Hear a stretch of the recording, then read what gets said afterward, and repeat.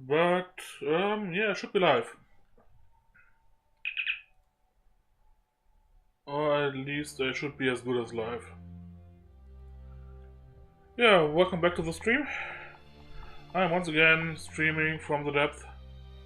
Building a little shippy. And hopefully we'll actually get...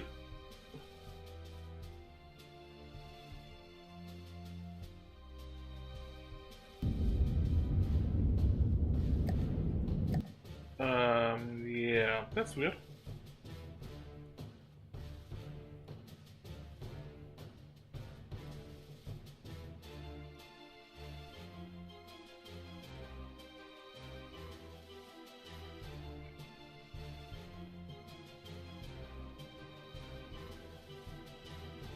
There we go. Yeah, with that, I'm back in FtD. We are once again resuming the construction of that destroyer I started earlier. And I've been talking a little bit in the Discord about what kind of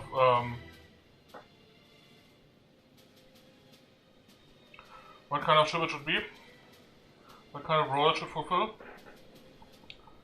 And essentially, the idea was to make it an escort of sorts.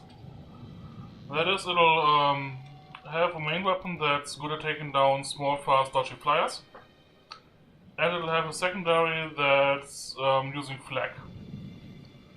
It may also be using a couple of missiles, torpedoes, flares, and the usual stuff.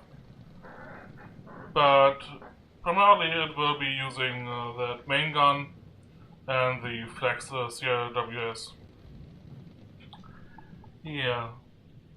That being said, I have never built a laser system. Well, I have built lamp systems, yeah, but I've never built an actual offensive laser. I play around with them a little bit, but so far my experience is basically nope. Yeah, so bear that in mind. Also,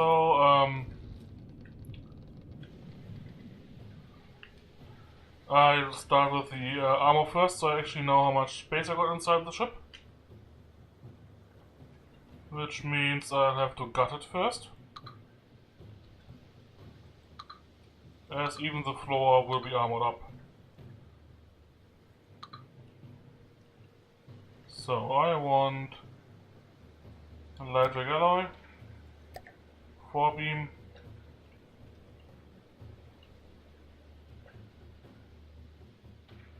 and well, actually let's start at the rear. That's after all the monster shots will come in. In this area here, I guess I can use it as a decoy actually.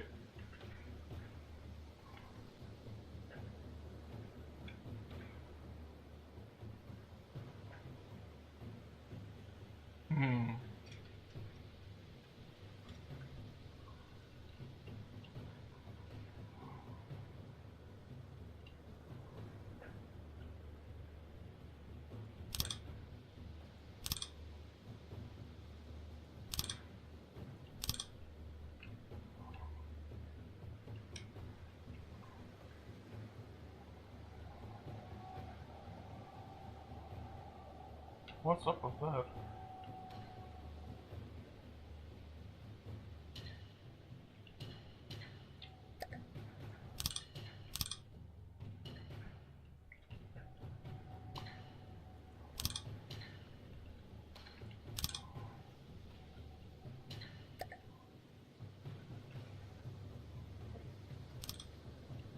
Yeah, this may take a bit.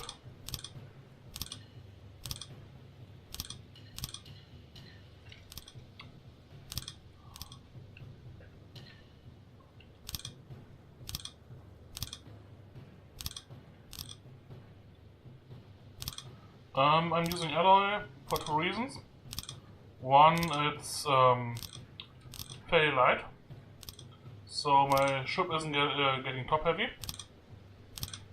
Second, it's very floaty. It's twice as buoyant as wood is.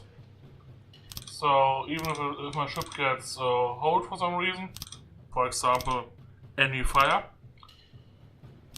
or some such absurd occurrence, my ship still has a good chance of actually staying afloat. And lastly, it has a relatively low armor value, which makes it ideal as inner coating, simply because it'll reduce the damage any head shells deal.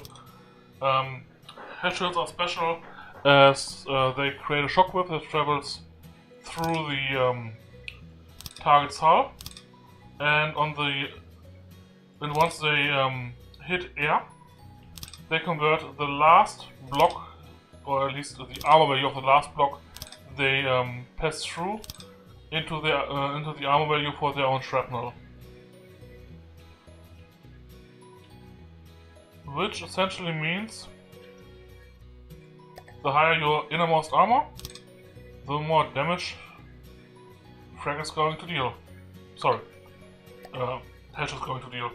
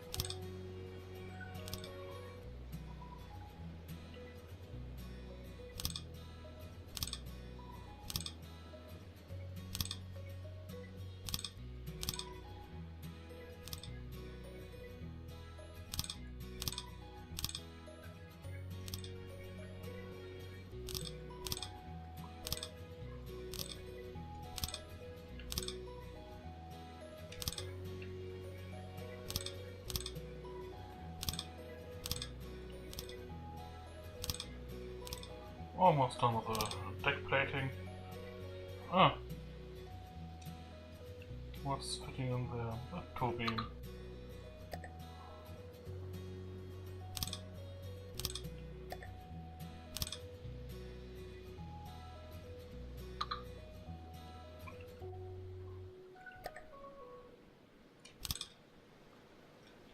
And another one.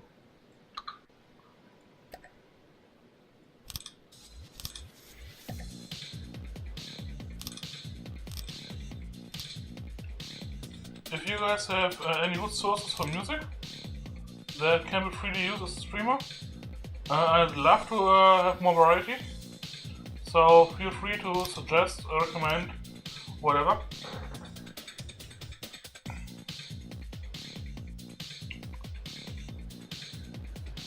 And yeah, let's...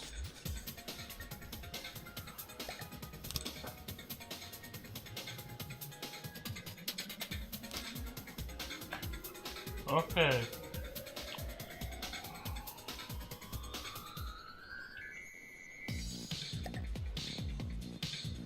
Where's the wider spot? Right here.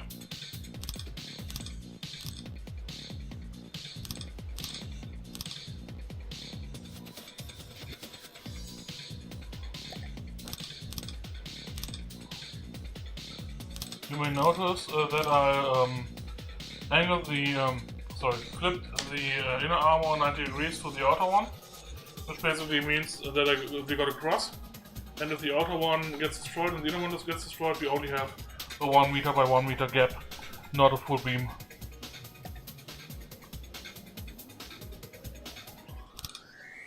It's little things like that that help make a ship switch from being good to being great. It's not necessary, you can just ignore stuff like that, but every little bit helps, and eventually it'll all come together and yeah, really count.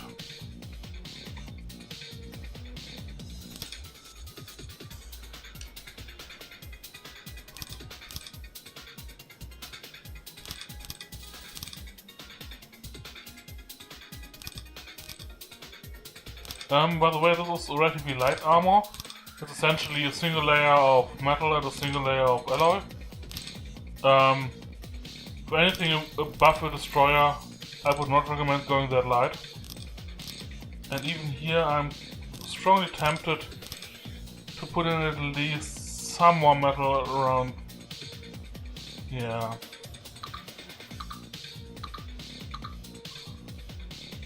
Actually, let's not. Let's just keep it in mind. I'll probably rip out the center armor here, from here to about here.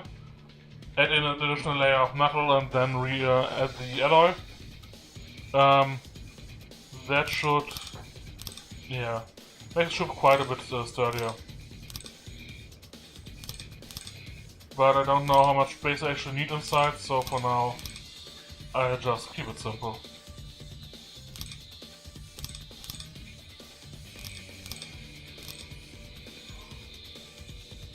Okay, how much is that? That's 3.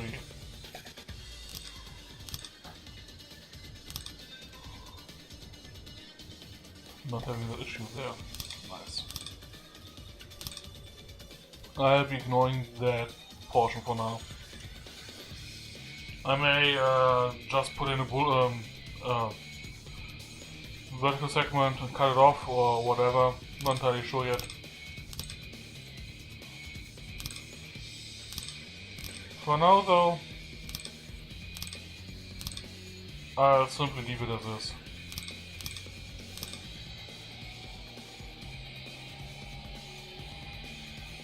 That's a bit much. Actually, still works. But here it's too much. Yeah, and for the very tip here, I think I should leave that. Let's see if it still floats. It might actually float too much now. We'll see.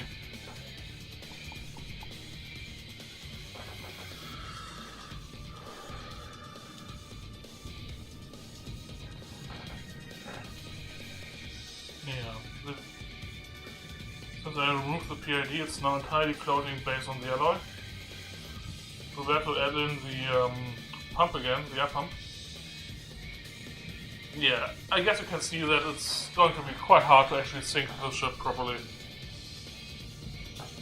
It's semi-stable, even without pump. And almost of the right height, so yeah, that's going to be fun to sink.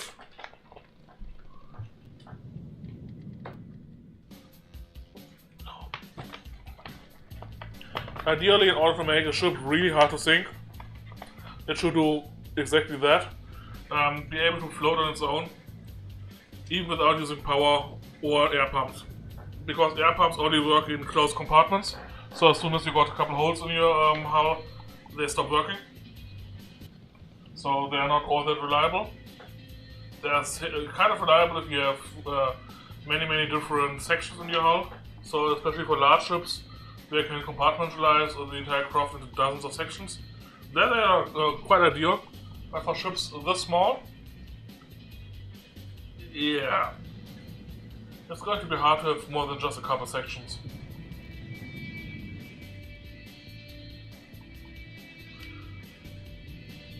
We're already at 23k. Yeah. And I have basically nothing in here. It's just a layer of metal, a layer of alloy, and that's it. Let's actually make fun of it. And isn't there a prefab?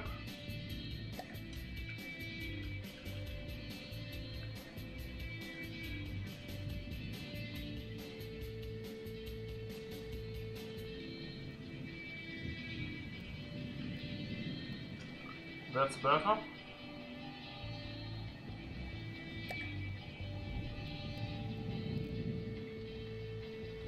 Let's use that one instead.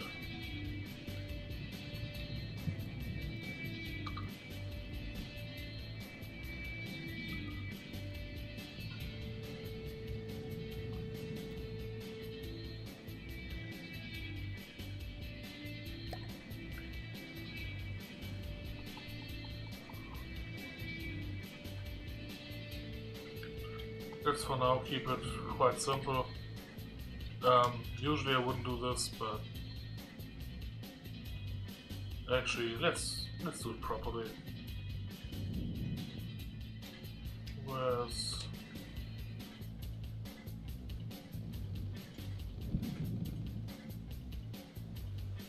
I placed it off center, didn't I?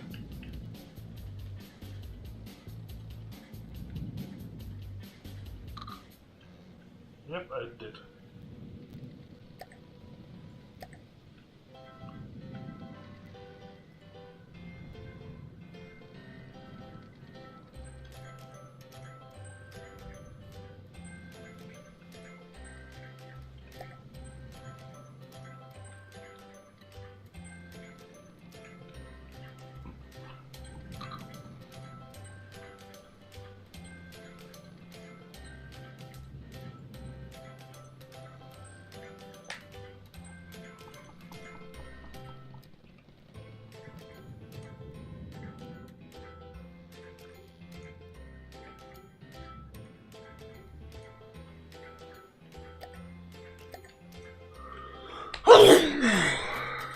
Sorry.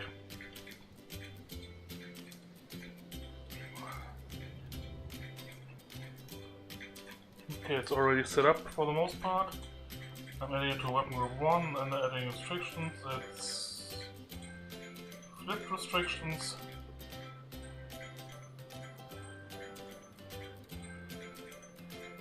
I actually want to see them. So you can fire from, say, 20 degree to 20 degree. I don't really care about the angle, it's a cram, it'll fire upwards anyway.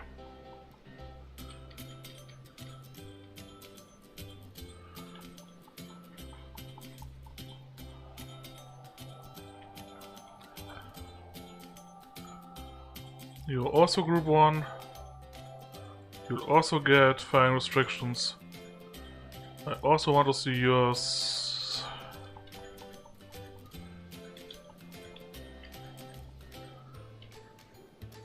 Yep, 60 degree seems to be working quite fine. Copy those.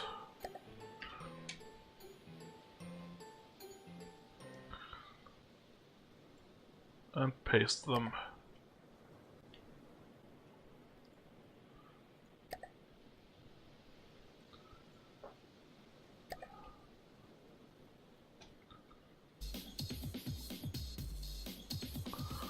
Except here it's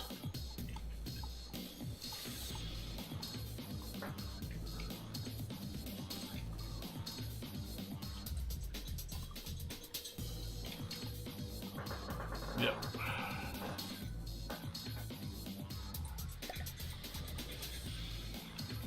That should do.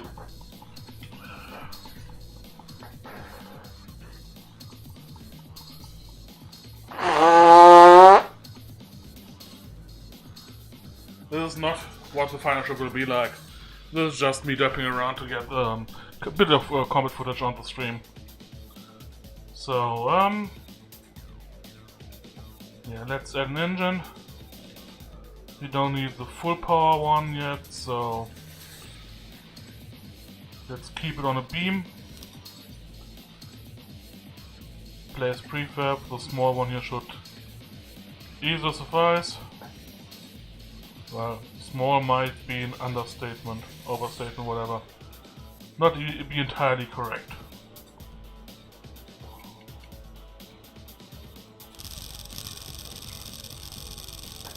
Ah, damn, I need to remove manually anyways. So, fuel...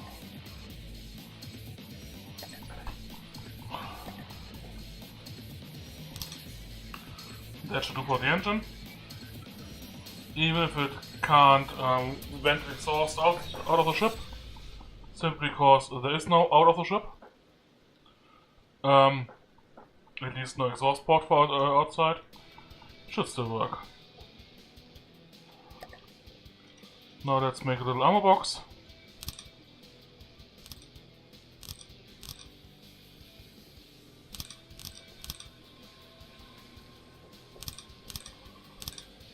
Fortunately I'm only using cramps, so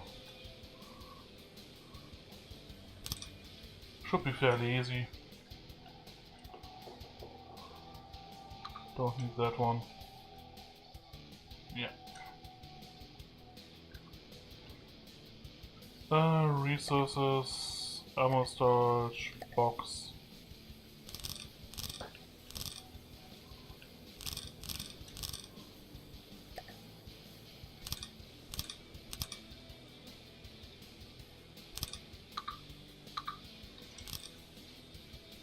That should do.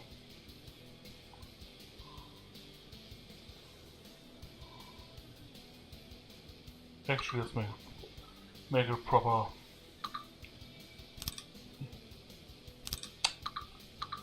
Yeah, clicking ain't easy.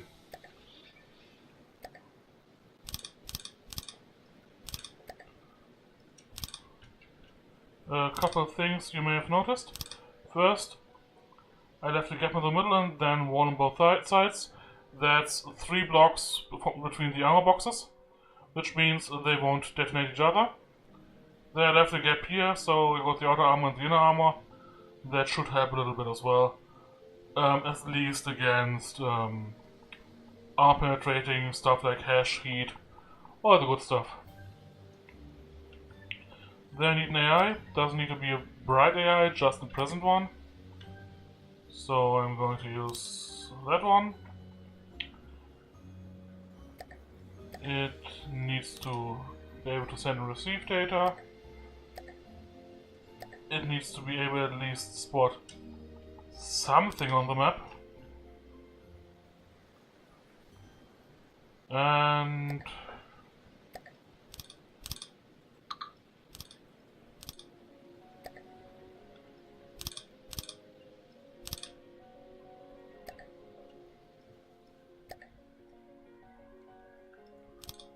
I need a nav AI, which I won't config for now.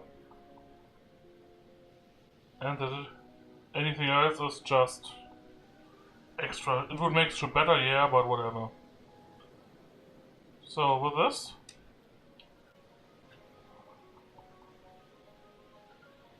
we're actually already good to go. However, I will add at least a little bit more detection.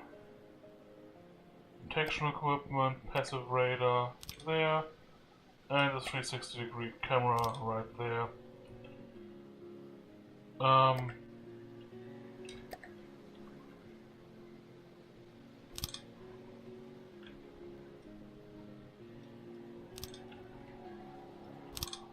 would like a triangle corner right here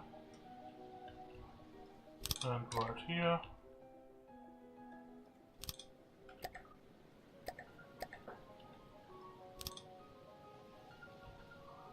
Auto adjust, that should easily do for now. Let's go, let's see if it's toppling over or still staying stable. I might get lucky. Seems we got lucky. Yep, fully loaded, everything's fine. Let's fight a Marauder.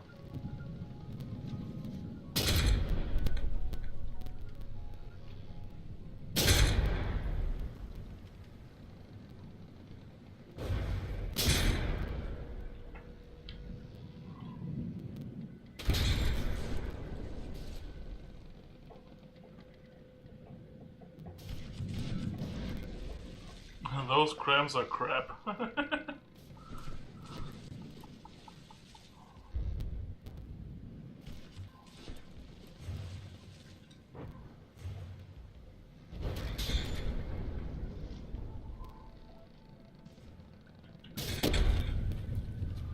Let's see if we can fix at least a bit of that issue. Hey you, cram. Cram, I would like you to have a fuse box. Can I put it in here and connect it? It's in. Time from, not from impact, from launch and inertia.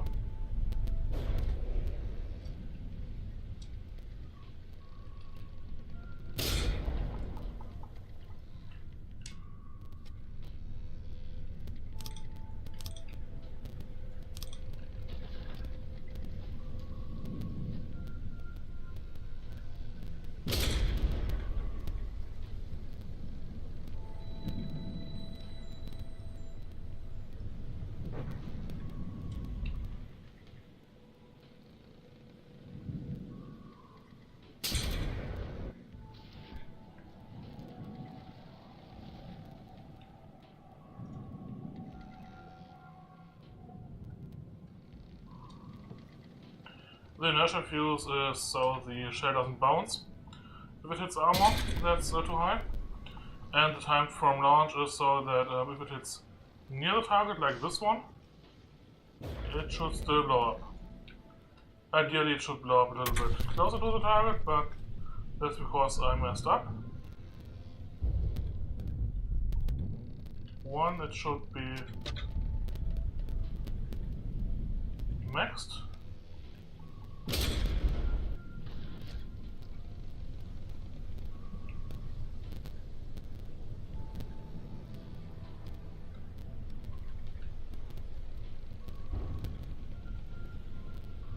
So it doesn't detonate early.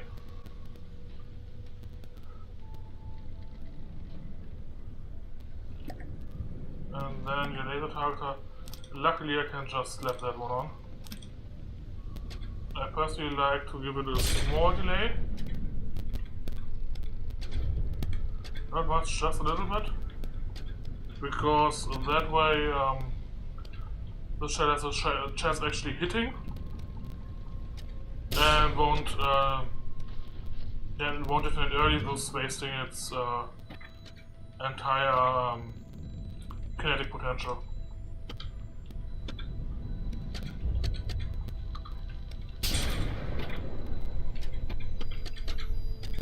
Currently I can't connect there. Can I connect there?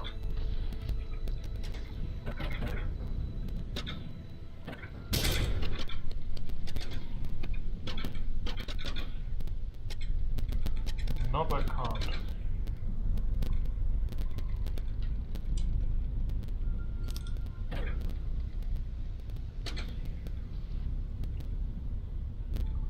What kind of shell is that?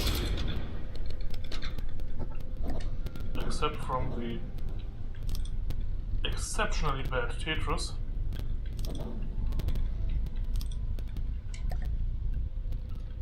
Believe it or not, this actually made it less exploding, even though the high explosive is on the outside. That is exceptionally bad. Oh my gosh, whatever. Single blocks, really?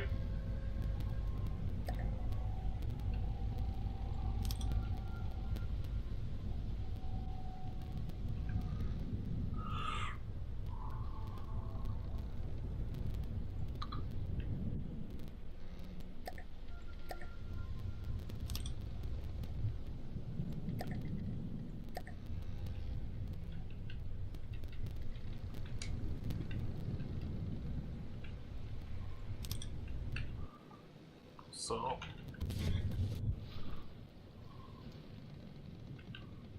ship is still running, we're still getting shot at.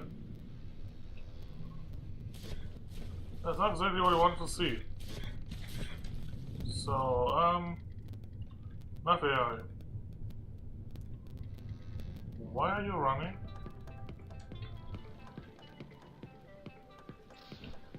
I mean, running like that's not tomorrow.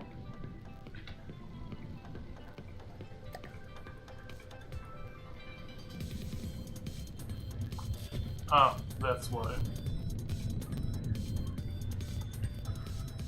I outsmarted myself. First, let's add a runner. Should be about... let's make it here, here, and here. That's one part. The other part is I need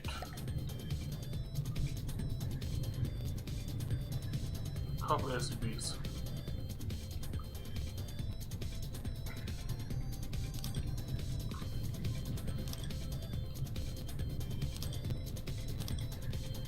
Okay, when you're left, control, that is H.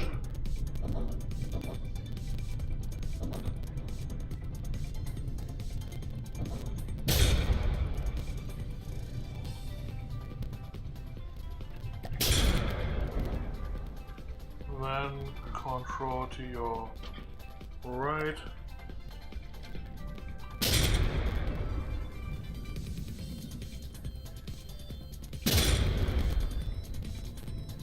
Control. Okay.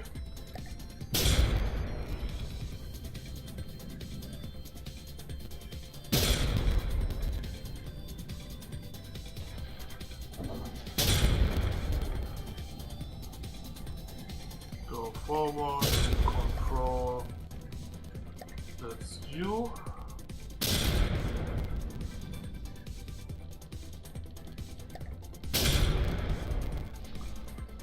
And control backward, should be J.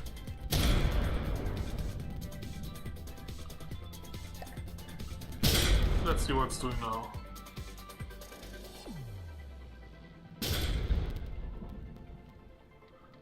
Yeah, having such a flat ship does have its advantages.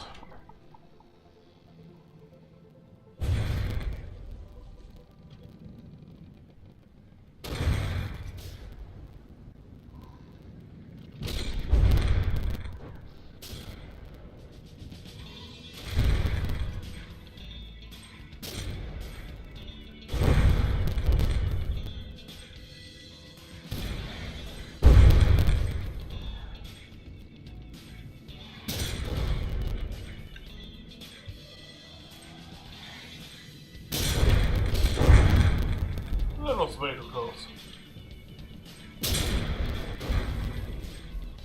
I mean, it worked perfectly, but that was close.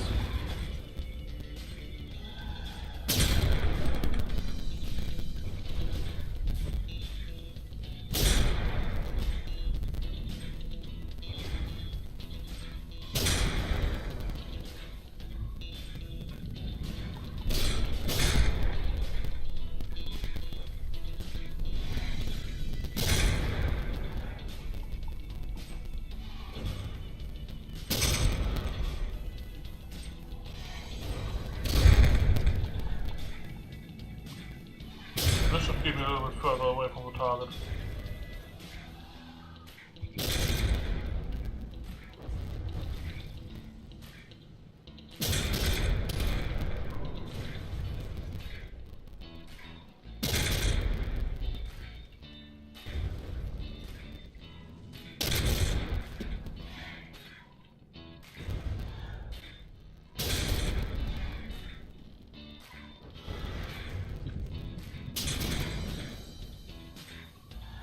And we already got a ship that's able to take on the Marauder and win relatively convincingly. Even with those crap cannons.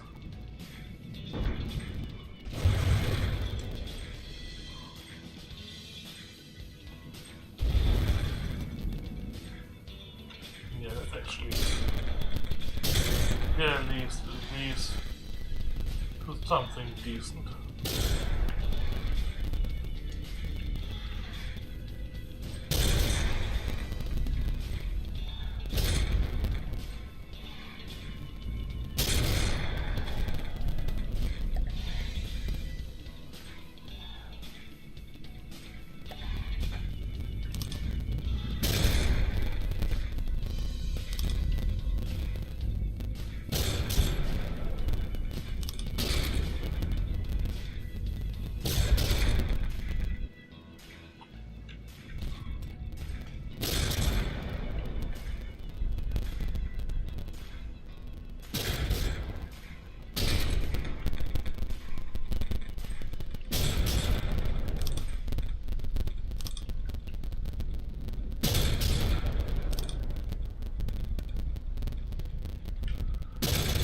Yeah, this should make the cannons quite a bit more lethal.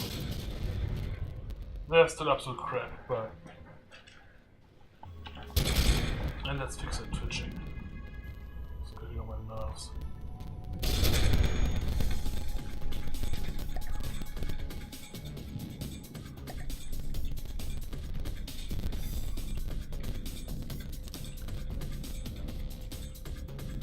Enable your...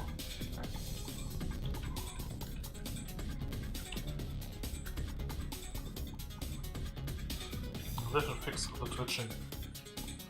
Let's try that again with the proper settings.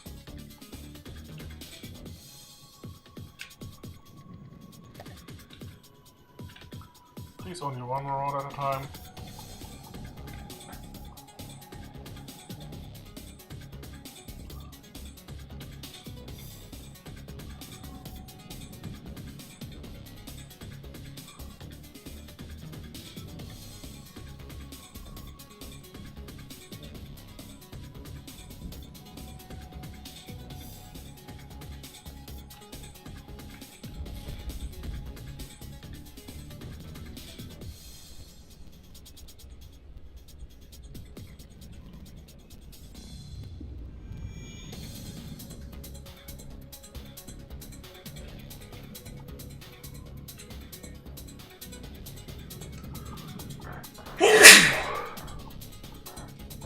Yeah.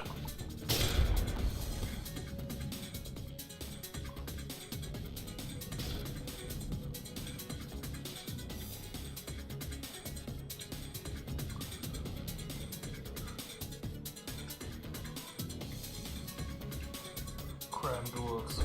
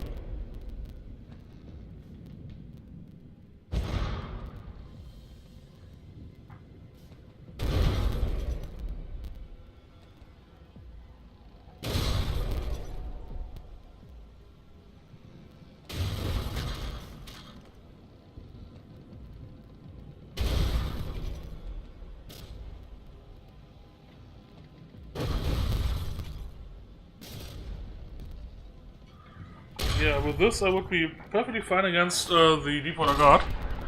But against anything tougher than the Deep Water Guard, or even the Deep Water Guard expert and up, yeah, not so much.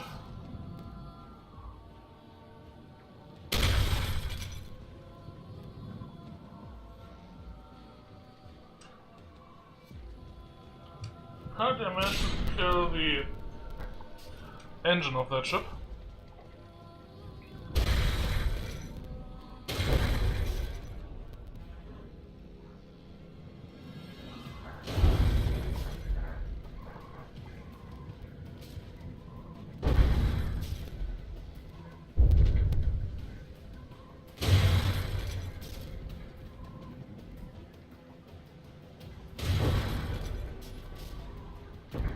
I believe you can already see why I meant that having a time fuse on your shell means that even on a miss, you'll still hit. That shell, that one here, had missed but still exploded, and since it has fragments like these, we can still hear the damage being done. Time fuse really helps cram shells.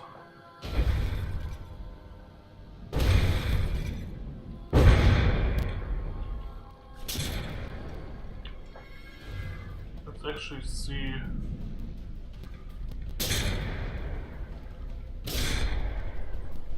2,000 something explosive damage, 2,000 kinetic,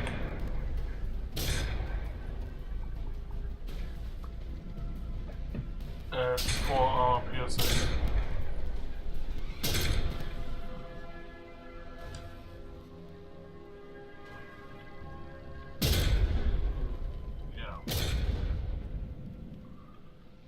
Look pretty. Actually, this gun is significantly weaker than this one. Let's actually check out the damage of this one. 1,000 explosive and 400 kinetic. only 6 or 7 fragments.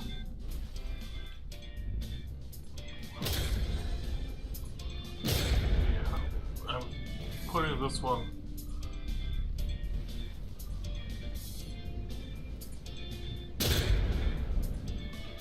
Let's see this as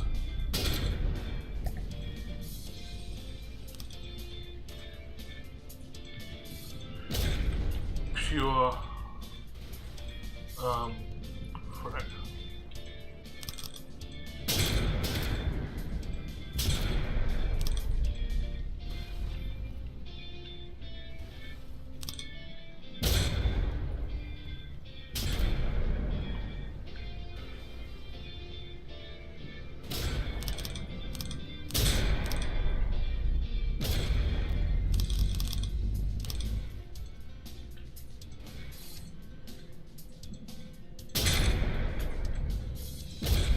So how many fragments does it try now? 15, 17 or so. And chip, you're not supposed to go in reverse.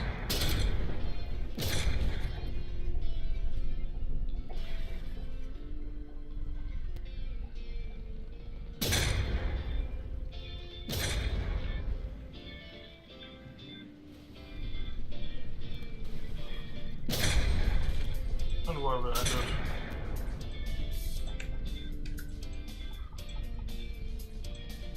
just circle, please.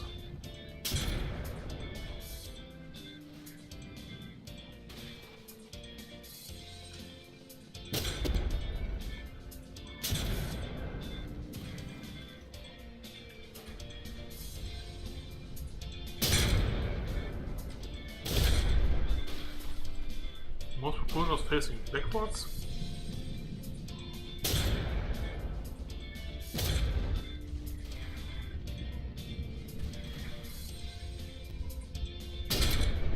Propulsion is going in the right direction.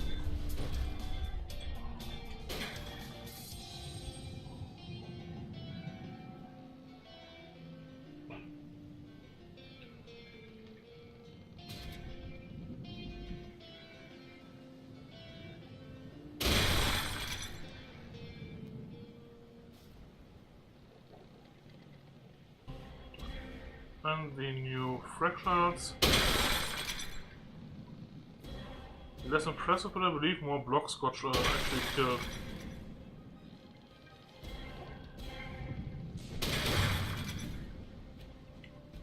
Yeah. Overall, I'm not happy with that gun at all. So let's rip those guns off and build in some proper weapons.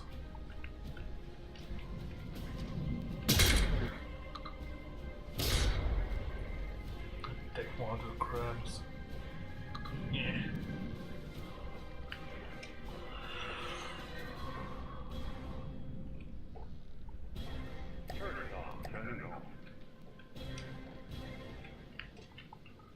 Almost as bad as deck modded sensors.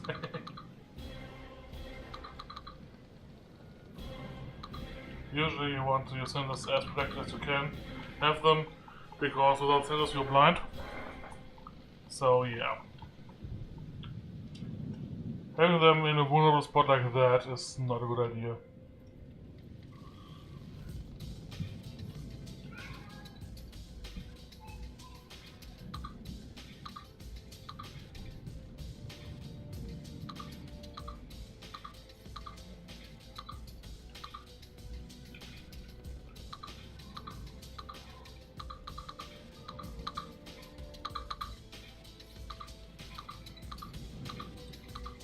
So let's get somewhat serious about the ship.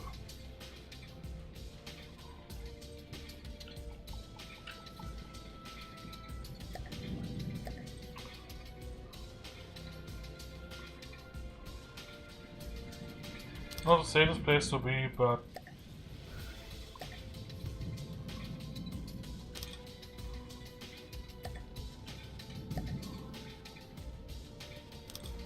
for now it should do. At least it allows me to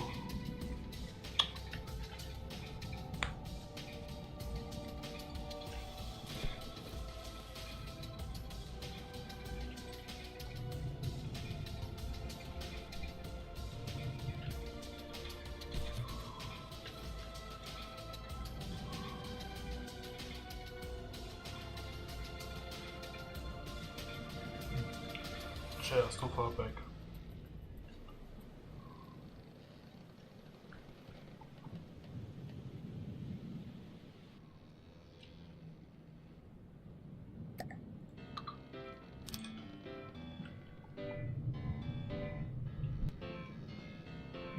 And no engine. Yeah. I'm surprised how stable it stayed with all the cramps firing. Especially with the deck mounted cramps that drag on the top. But it did, and yeah.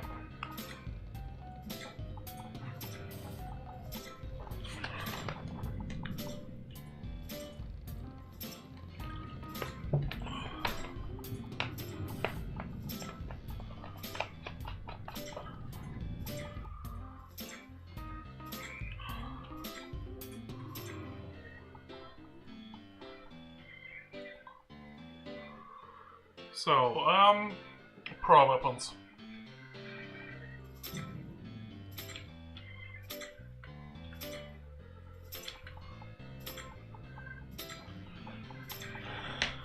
It's supposed to be an escort ship, so then I need a flag, then I need a lance. Let's actually build the lamps first, because that's one system I know by heart. Anti-weapons... Coupler. 1, 2, 3, 4, 5. 2, 3, 4, 5.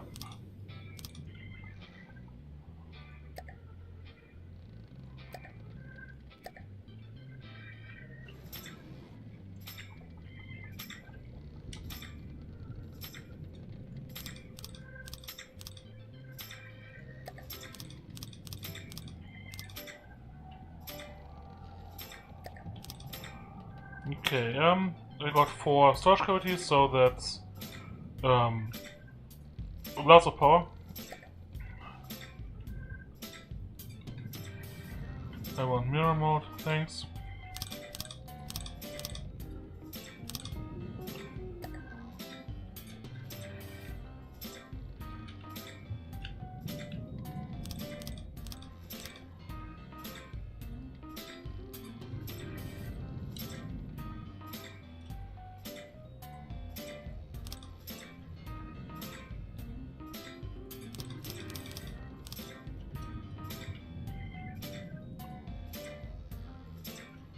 And with that I got 800 per section, 5 sections, 4000 power being pumped in, 4 storages for that, which means this one is about set.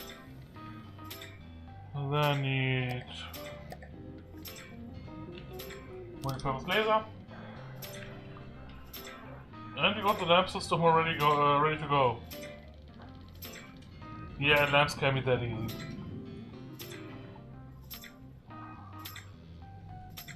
Actually connecting the lamps to all the different parts of the ship and to all the nodes, that's going to take a little bit longer, but for now we got the basics. Yeah, I'm gonna rip that out.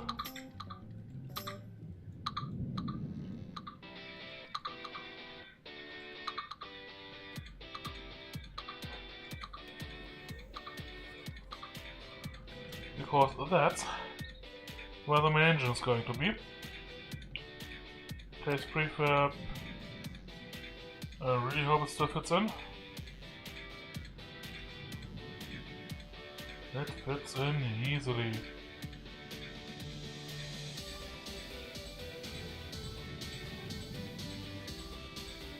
The big advantage of laser systems, you don't need any internal systems beyond the power supply. So if I build it actually here, I can then extend the hull armor by 1 block. Here I believe. Where exactly is the exhaust?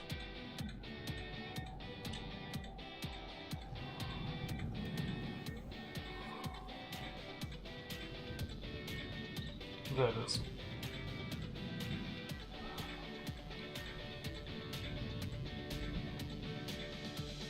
Oh well, that should be fine. With this we certainly got enough power, 20k power. That should easily supply the lamps, and the laser, and shields, and the engines. May not be the biggest laser in the world, but should be easily enough. So, let's actually make sure that we don't have any issues here.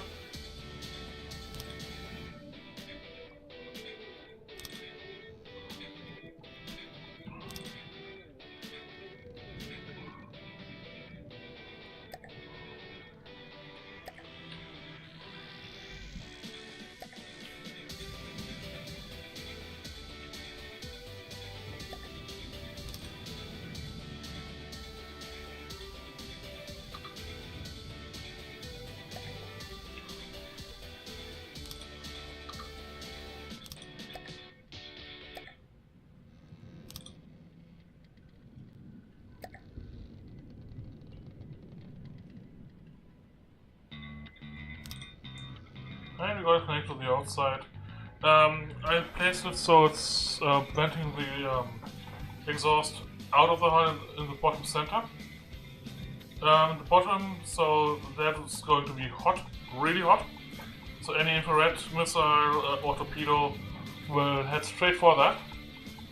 By placing it in the center line and by placing underneath, missiles will not see it. And even torpedoes may not see it, depending on how exactly I shape the outside. But more importantly, any torpedo that's trying to hit it will have to go under the ship. And by going under the ship, that means I got the entire side arc to fire at the incoming torpedo. Once I got the lamps fully installed, that is.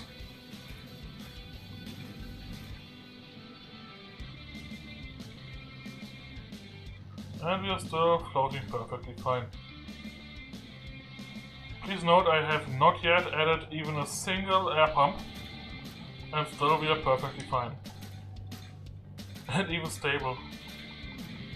I got no idea why we are stable, but we are, so I'm happy about it.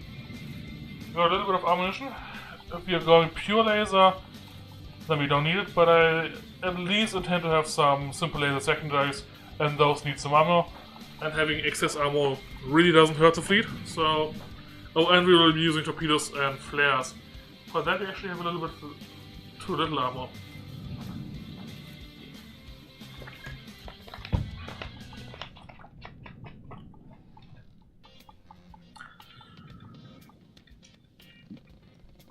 Yeah. Where to place the lamp? It's a small system, so I want about 4 lamps per side.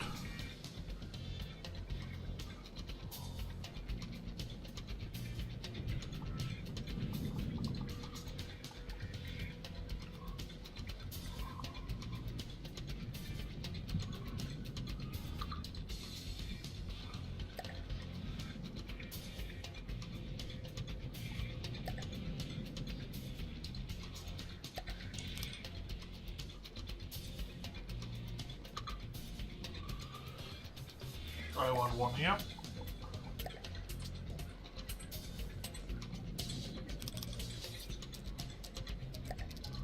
I may move it around a little bit later on, but for now that should easily do.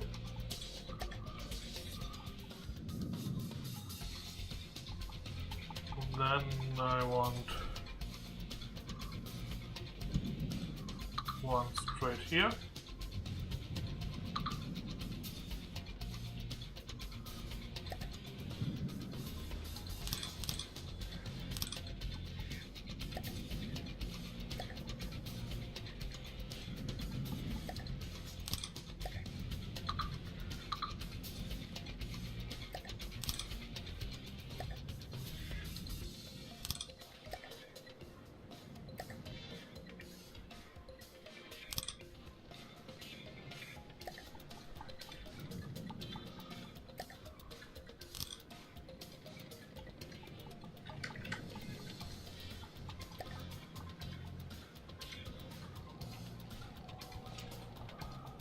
That's the first for each side.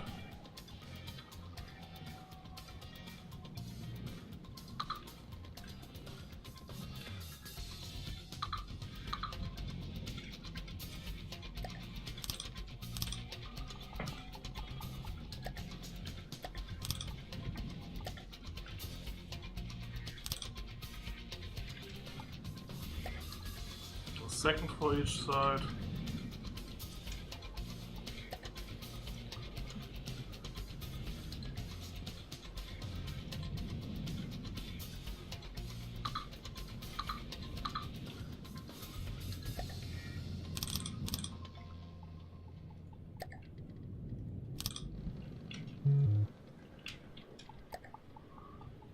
Third for each side.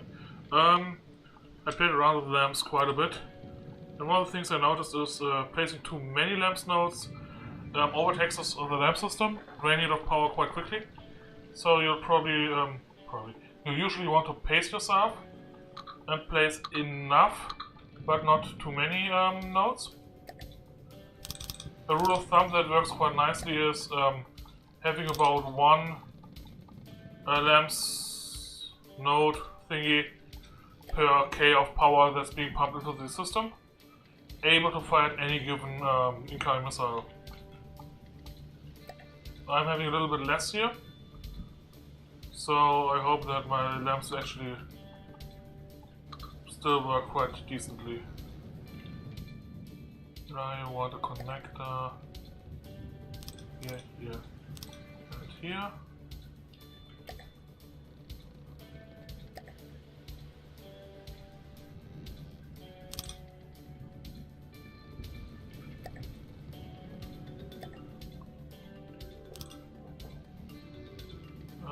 Unfortunately that means this one has to at least be moved down.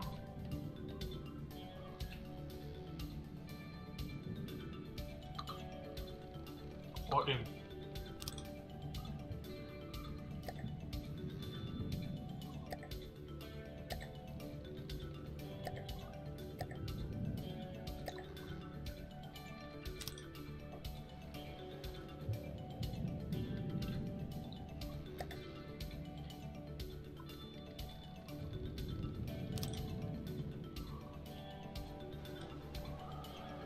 Not pretty, but whatever.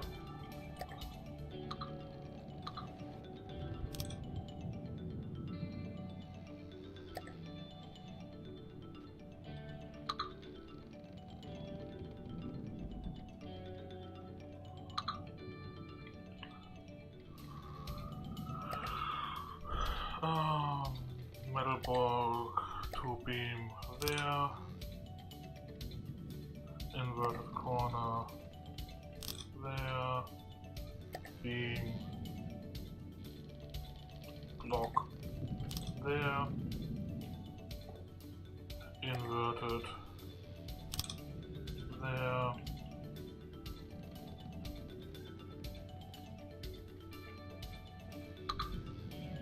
and there please, and then triangle there.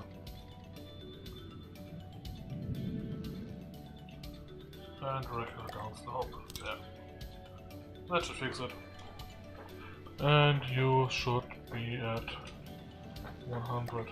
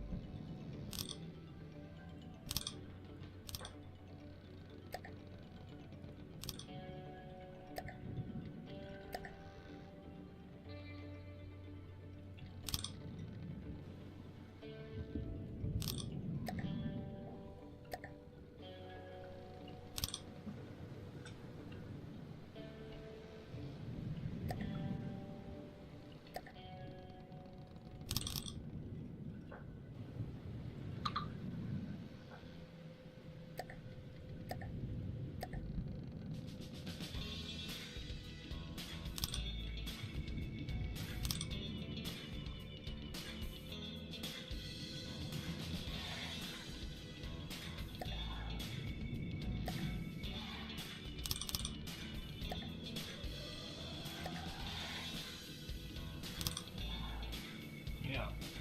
And that fixes the hull again.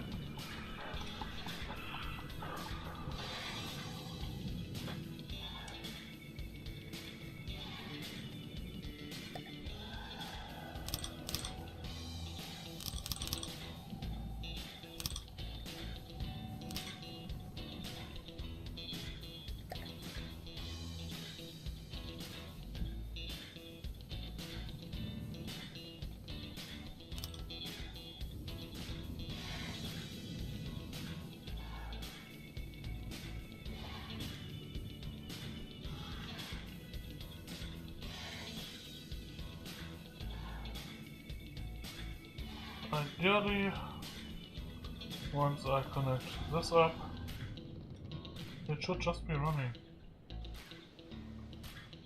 Oh, well. Almost, that is.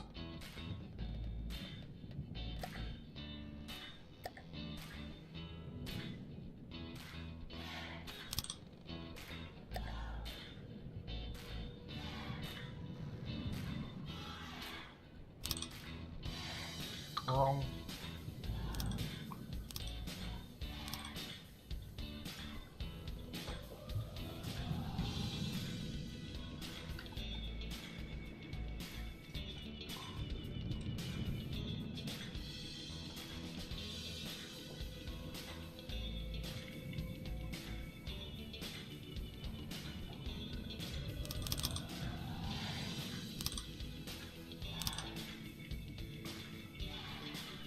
Transceiver in both directions.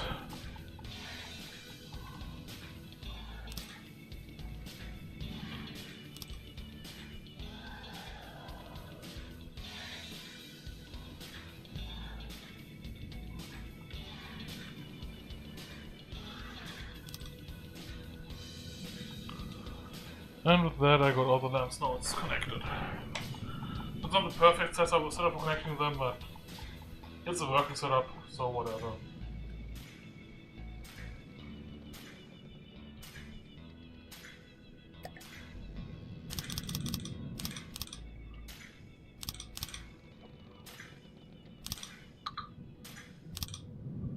Now they're all connected. And now I'm going to cheat a bit. Simply because I want to test if it's actually working. New object, spin block, AI connector,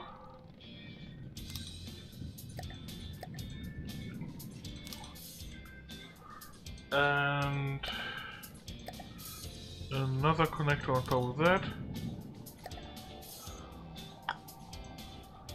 Wrong, I want that one.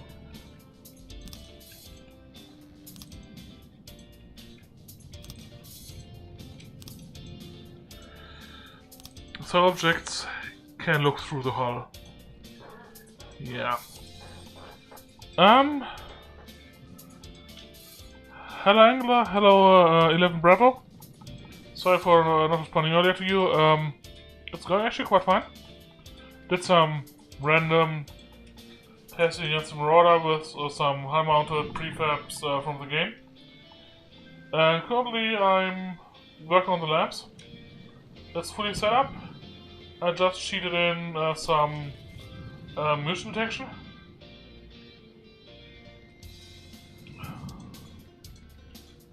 So yeah. Actually it's too low under the water, isn't it? Yeah.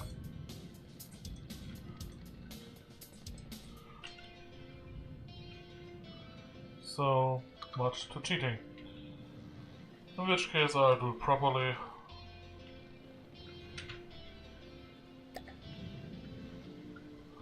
Connector.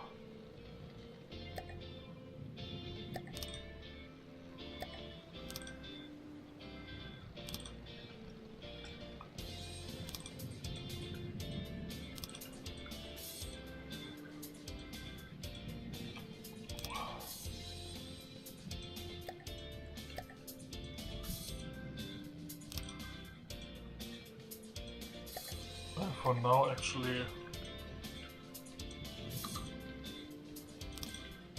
doesn't matter at all.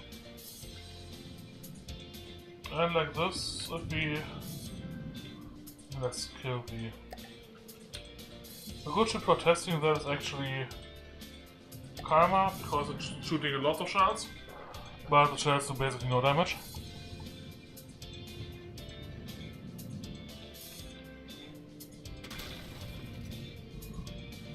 There it is.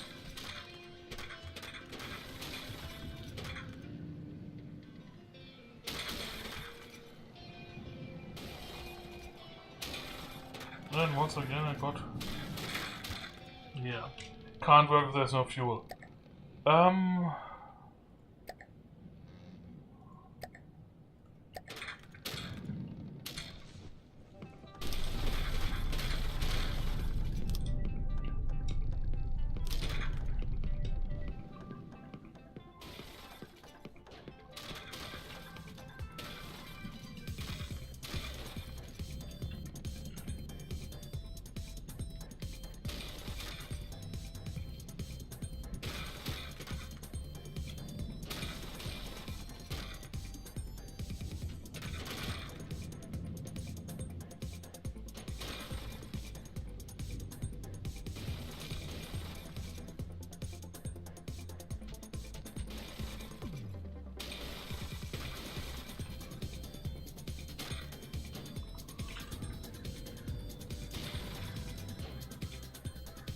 Yeah, cramps should not be a problem.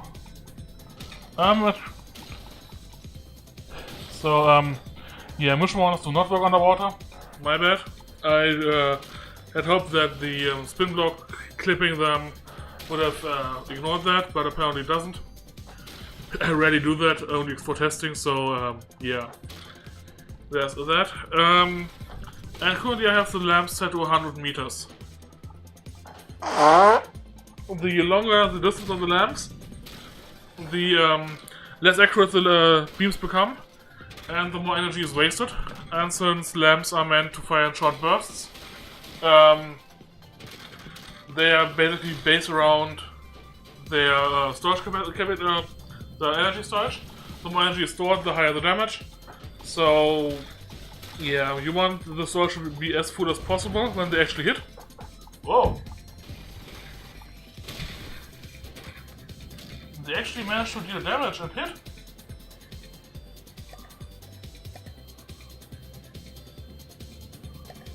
Can't have that.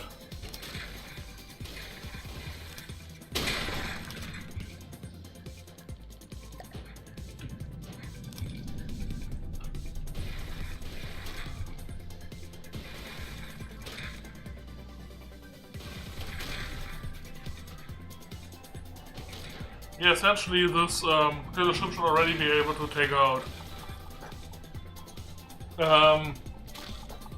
yeah, the majority of all incoming shells, including significantly tougher shells than those of the Karma. Karma is a bit of a joke.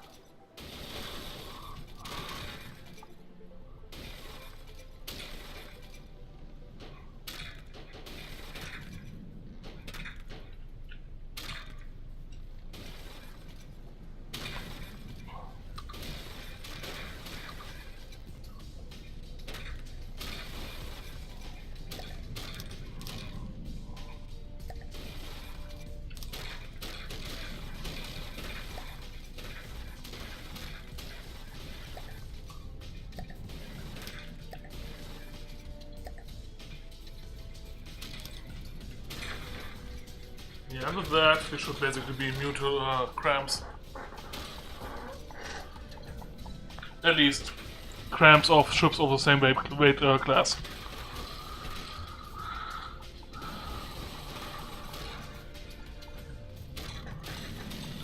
Yeah, I agree. Pulse lamps are great against very large, high hit point targets, for example, large caliber APS or cram shots, especially cram shots. And if you want a lamp that's designed against cramps, I actually recommend that you use double core 4Q.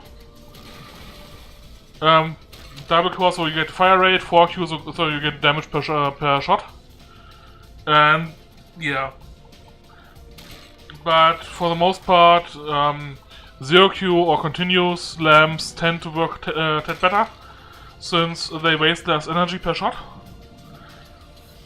They don't overkill the target, so less energy wasted. Then even if they miss with relatively little energy. So less energy wasted on that end as well. Together that means continuous lamps are the most energy efficient. They don't have the highest damage output, but for lamps, I mean, you can see it.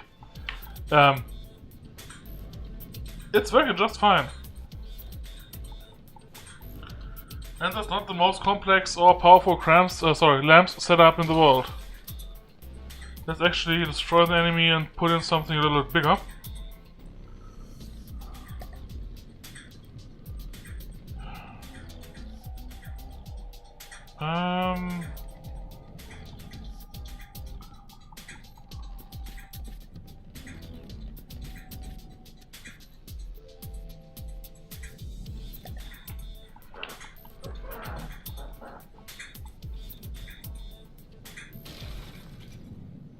Where is it? There it is.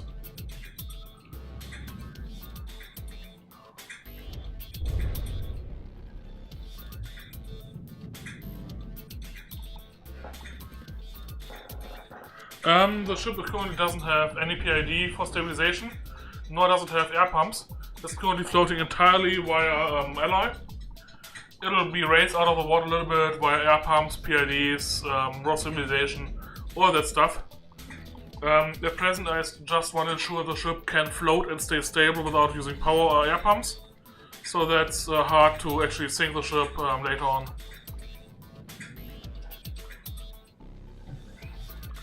I will raise it out of the water a little bit, not much. I will probably raise it out of the water so the lamp nodes are basically ensured to be above water, but just above water.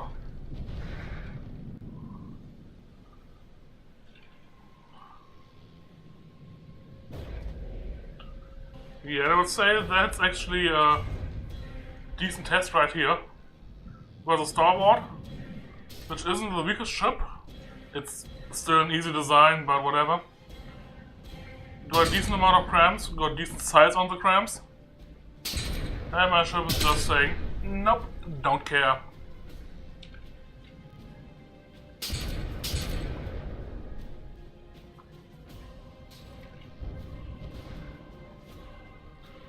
Yeah, lamps against cramps can be a tad overpowered. Actually, let's test it properly. I know that I got a ship with a 2.4K lamps that can actually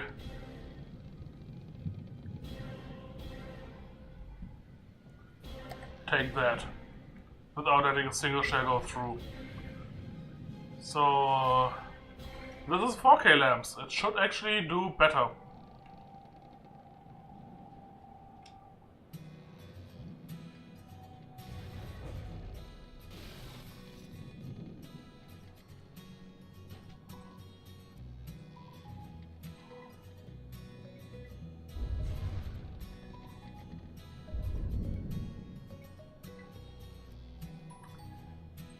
Yeah, lamps are getting kind of ridiculous. Just a big nope. Well, at least it has proven that system.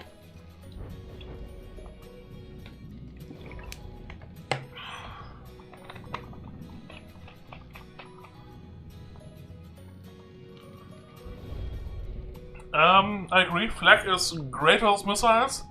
Unfortunately, I don't know if Flak can damage shells. It should be able to damage them actually. But I'm certain it can't target them. So you'll need something against cram shells anyways. Against missiles, this ship is immune to missiles. This lamp system, you can probably throw 2 or 3 hornet swarms against this one and still, if you're lucky, a single missile might get through. Missiles are not a threat. Not once you actually got some proper sensors and lamps. Even the weak lamps can easily take out large numbers of missiles. Unless they come at the exact same time, then you want some flag.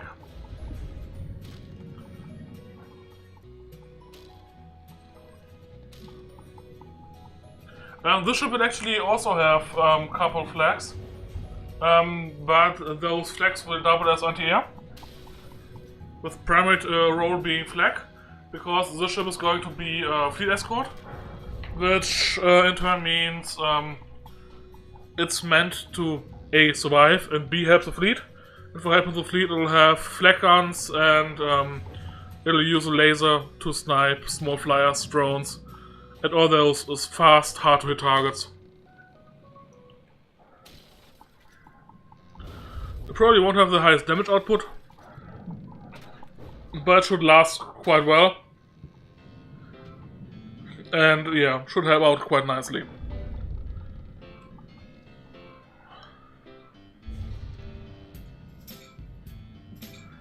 It is kind of ridiculous how even the small lamps can just negate the largest Onyx Watch easy design in the game.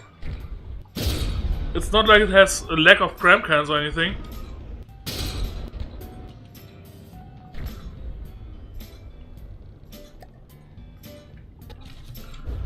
Yeah, but let's go back to actually work on it. Systems. Defense are set. I'll wedge in a couple missiles, flares, and torpedoes later on, when I actually know where the main systems are. For now I think I should actually focus on the main laser. I never built an offensive laser before. Never, ever. So I got no idea how to actually go about it. I mean, a lamp is easy. Lots of storage, decent pumping, and be done. But an offensive laser, not so easy.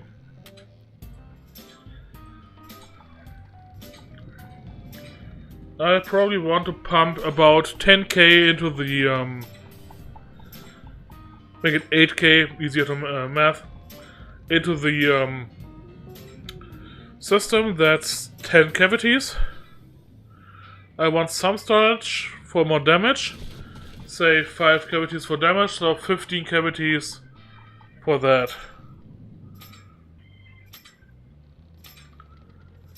Well, let's count. Can't attach it directly here, so one should be free. Sorry. 1, 2, 3, 4, 5, 6, 7, 8, 9. Nope. Doesn't work on that end. 1, 2, 3, 4, 5, 6, 7, 8, 9, 10, 11, 12, 13, 14, 15. Works here.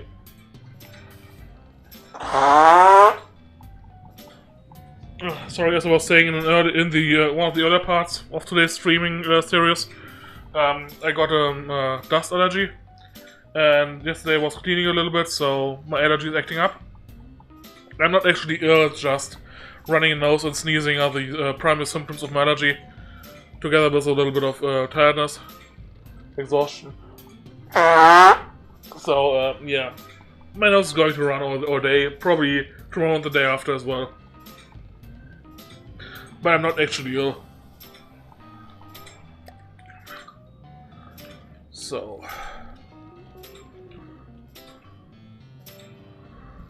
just for the heck of it. Fuel. Should suffice for now. So... energy weapons.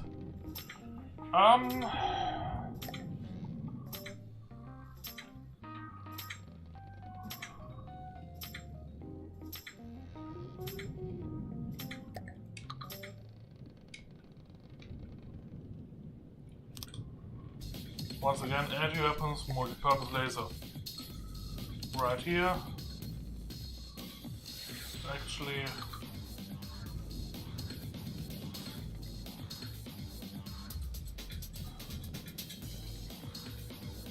that's a bit exploding, isn't it? Whatever. I can always move the a mission later on.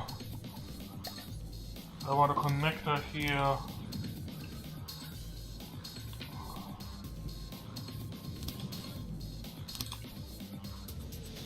That's actually a trick that I'm not sure how many people know with regards to lasers. I want a coupler.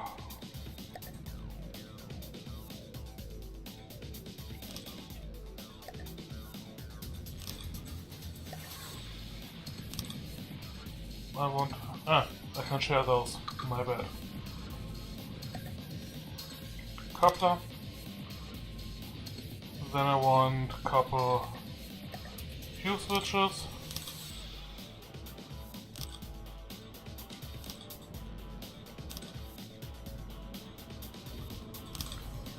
And then yeah, LGs are a pain. I'm lucky I only got that one, and it's already annoying enough. It's not really debilitating or anything, it's just plain annoying. 5.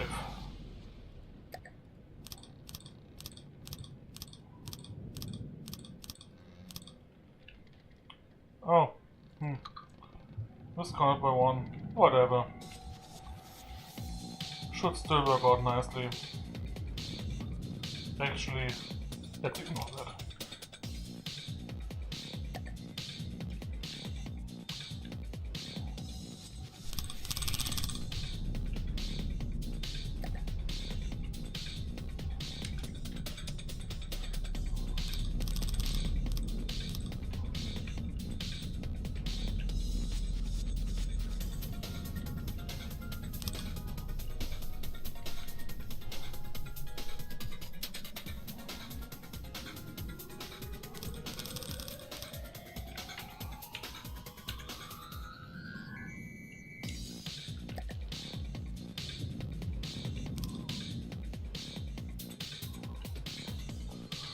Yeah, a little bit of waste can't be avoided, but almost. So now the little trick. I want the highest possible hour penetration value, but my main laser is capped in length, but I can just extend this one and this one, and for some reason hour penetration is shared between all lasers of the same type. So all lasers that use at least one Q share their hour penetration, and all lasers that have 0 Q share their hour penetration per laser system. So this one and the lamps won't share anything, but these beams that have no damage at all, but awesome hour penetration, will share with the one in the middle that has awesome damage, but no penetration. So, yeah, I believe 150 AP should suffice. How much is that? Is that... that's actually full damage against double layer heavy armor. And then a little bit spare. I'm fine with that.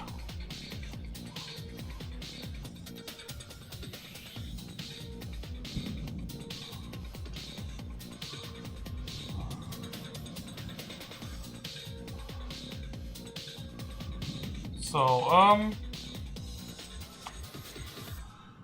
where to place which turret?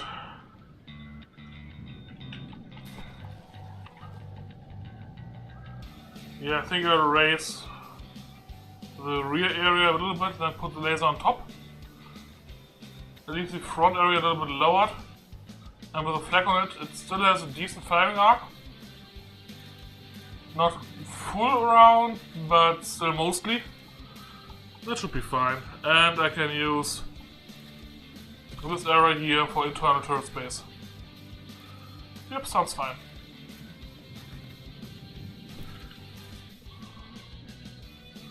Which means transceiver up.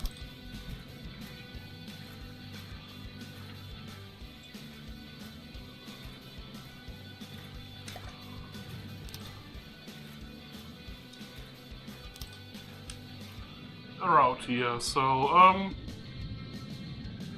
I may want to decorate it, so I'll once again cheat a little bit. Instead of using a 2-axis turret, I'll be using a 1-axis turret and an elevation turret. Same effect, but the advantage is anything on the elevation turret up here can clip through the hull without problem. So if I have a little bit more decoration that's not perfectly in there, still okay.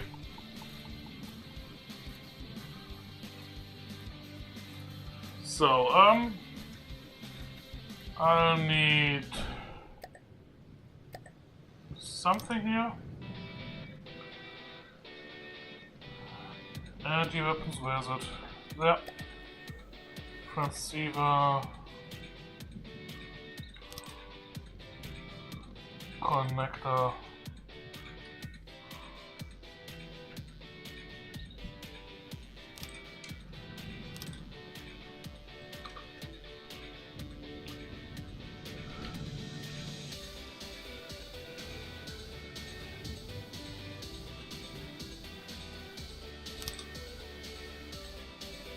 Double?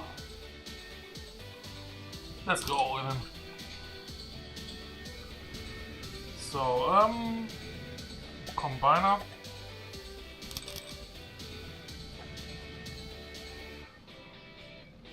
Don't care for now.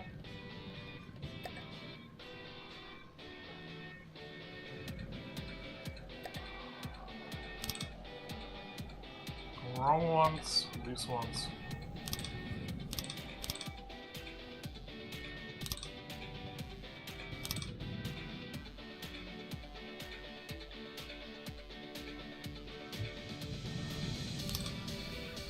Yep.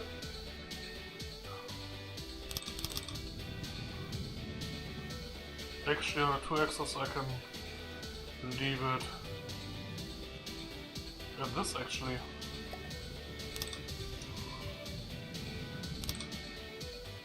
One, two, three, 4, 5, 6, 7, 8.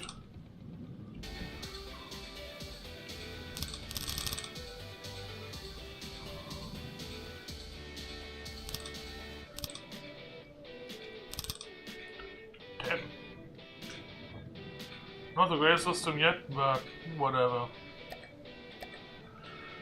Hull, please.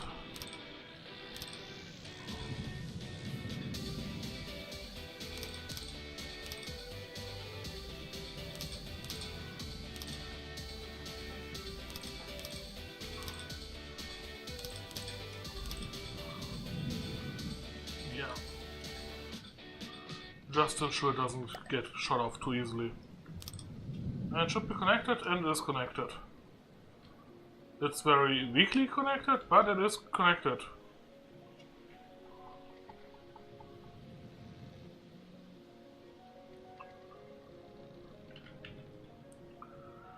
Yeah, lasers are kinda ugly. I mean, this one kinda works, but once I added a turret cap, it'll look definitely better. For now though, I'll need some sensors. AI connector.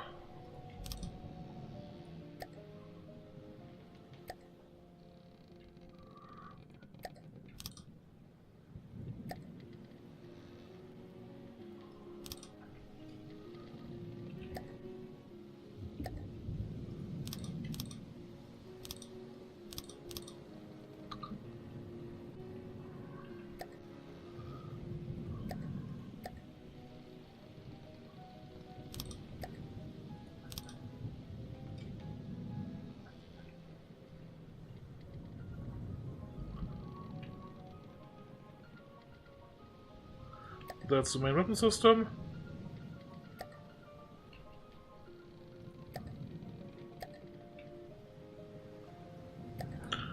So it should be on number 1.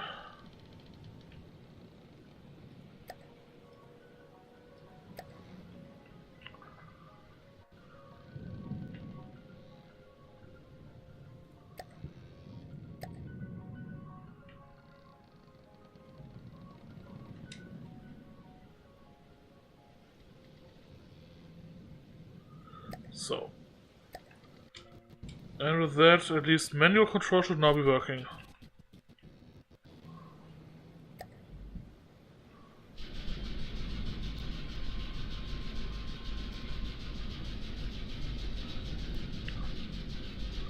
Yep, seems to be working.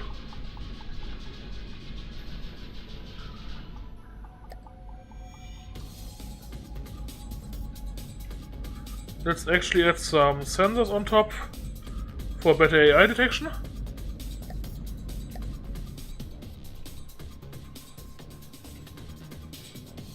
For laser system, getting updated target information is a little bit more important than getting accurate data, which means I want not the gimbal, directional. Thank you very much. And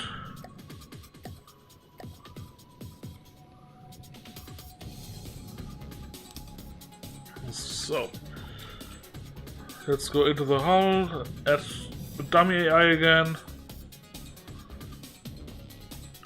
AI mainframe transmitter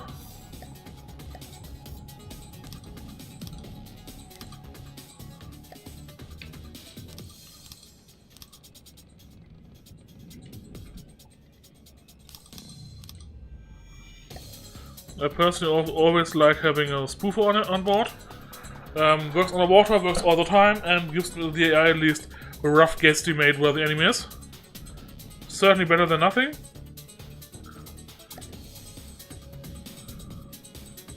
So, and with that, we got a working AI. And since I don't want to actually have the ship move anywhere, let's just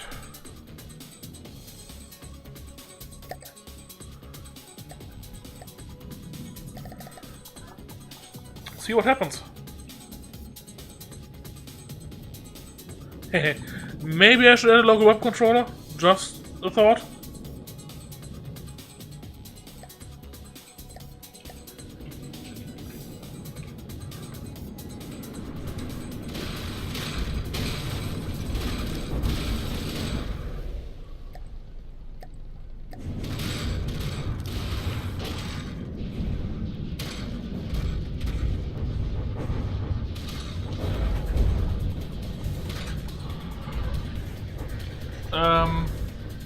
No killing salvage. Thank you.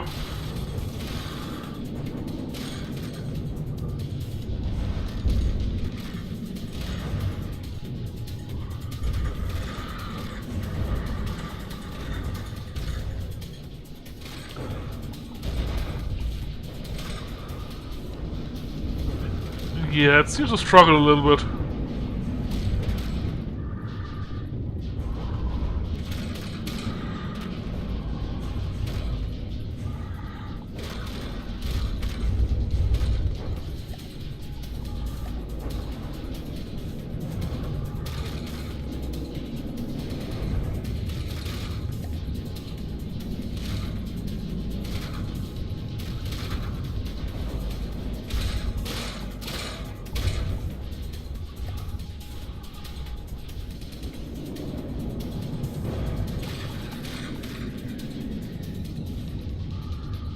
Certainly not a long-range weapon, but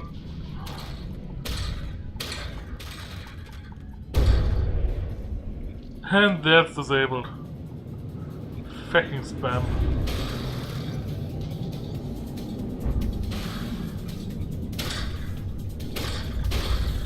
How the heck did they manage to damage the inside when the outside is still fully intact?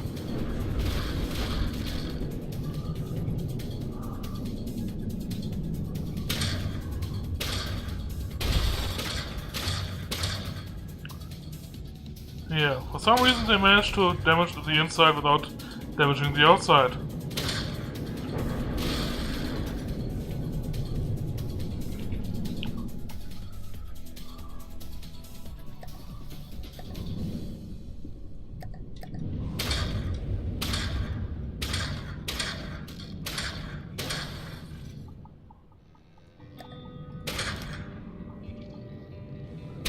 1 second. Yep, ammo is correct.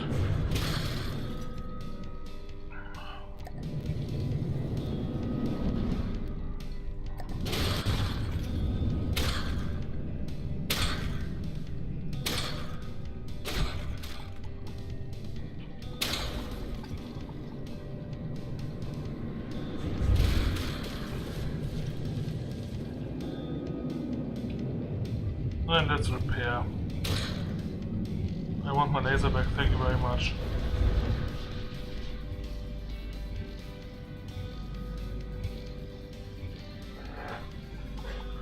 So, let's try that again, but only 3 squirrels.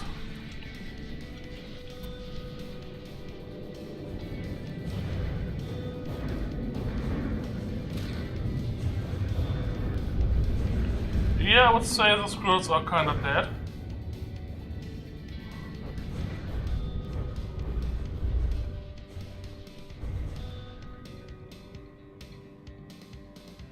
Yeah, they certainly are dead.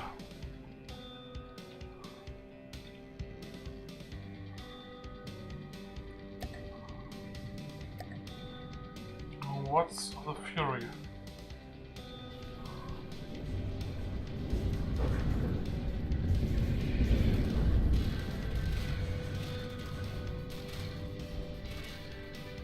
And will it die?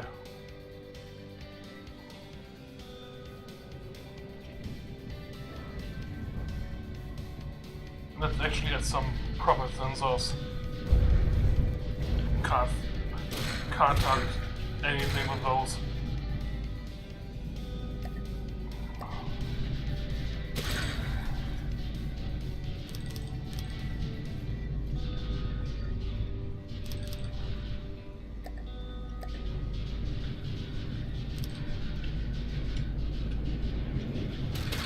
So, I would like...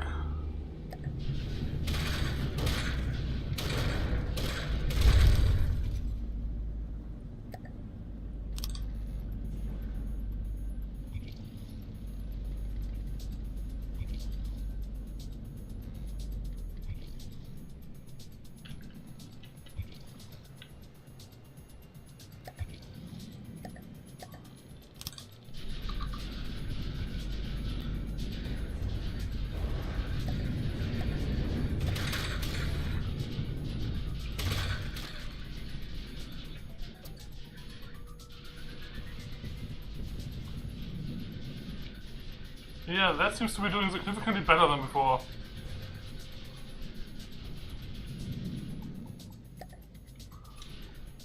Let's actually try the squirrels again.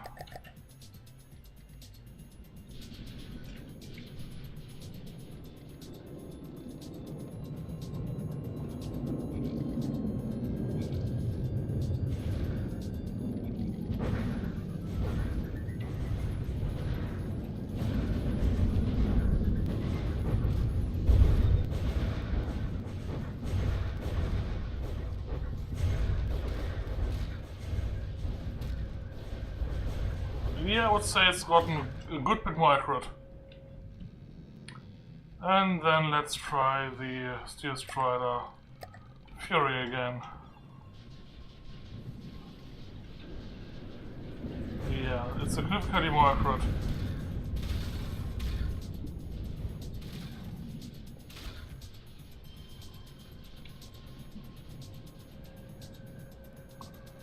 It's basically staying on target.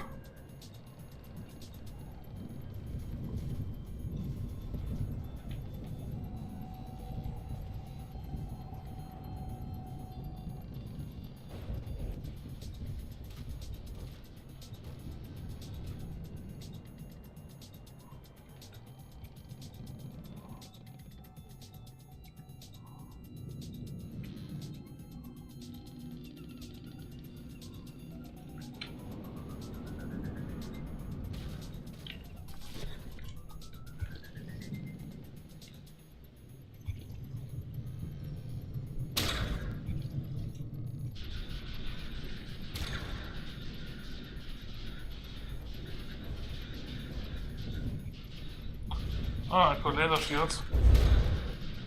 That explains a lot. But apparently doesn't really help.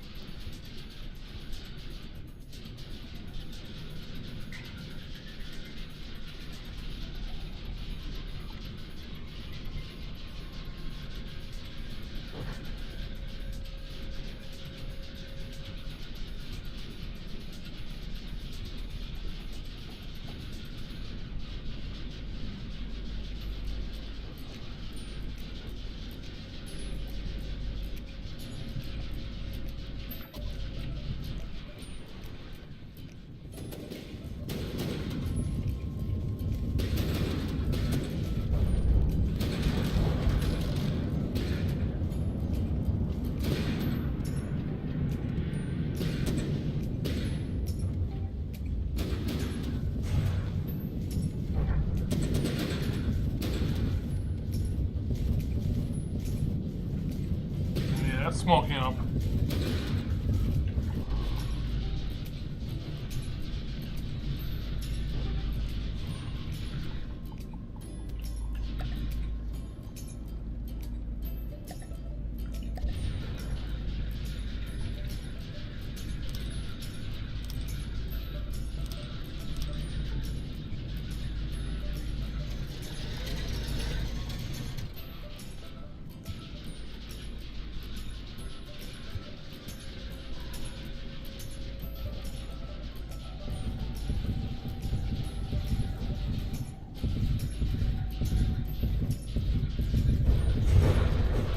Yeah.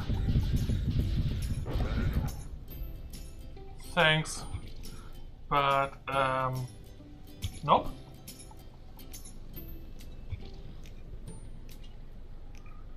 Famous.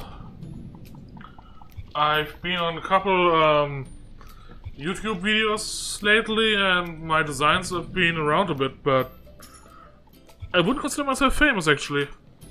I got 2 decent designs and I'm being featured, or my designs are being featured by 2 other YouTubers. Borderwise is using my designs and has made an introduction for my Lancer and is currently using it in his campaign. He intends to use my Wyvern sometime soon as well. And Iron Mark III is also using my actually, a lot of my shops. He has used my Pikeman, my Lancer, and is currently using my Knight and my Lancer. And he'll probably use my Wyvern sometime in the future, in the near future as well. Both Borderwise and Iron Mark III are currently having a Nita campaign. Borderwise is primarily using his own craft with a couple of subscriber craft. Ian is exclusively using his subscriber craft with a couple of his own. Yeah. On my workshop page, I'm also Resort on Steam. On my workshop page, all my crafts that I'm, at least all those crafts of mine that I'm actually happy with, are being in my workshop page. The 2 crafts I'm most happy with are the Lancer and the Wyvern. The Pikeman and the Knight are okay. They certainly outperform most other crafts of their weight class, but I'm not quite happy with them. Especially they're both a bit ugly. They didn't quite work out. The Aurora is first attempt at a thruster craft. Yeah, there's a reason I never submitted the Aurora for anything. It's a nice ship, it's a nice attempt, but it's so raw. It would need basically a complete rebuild in order to be a proper craft. All the other crafts on my workshop page are either done for other people, in order to refill their designs for a little something, or order craft of mine that just didn't want to take off the workshop since they had some subscribers. But for the most part, yeah, the Lancer and the Wyvern are the ones I'm happy with. Everything else is bonus. Let's see actually how it does against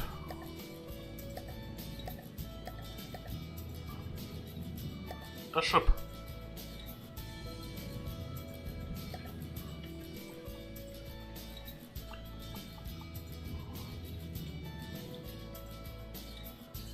Taking control.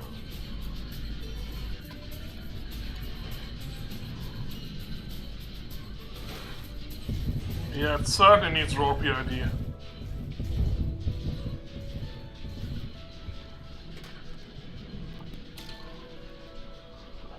It's funny, with cram cans on top it was more stable.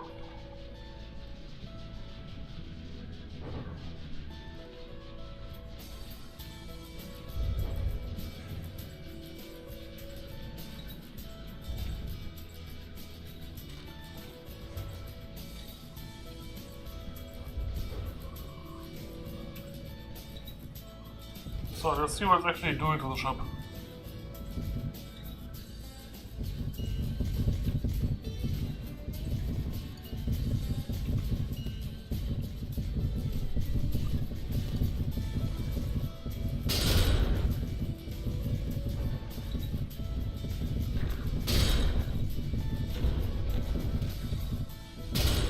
This kind of taking blocks off left and right, while switching targets too quickly.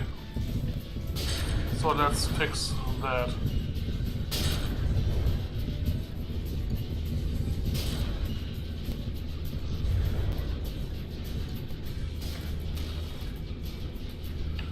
Switch target every 10 seconds.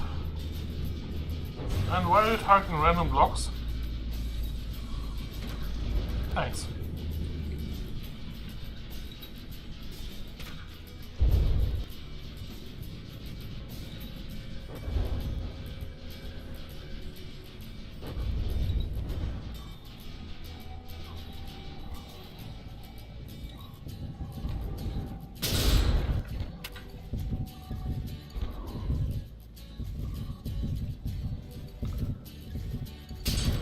And my croft learns flying again.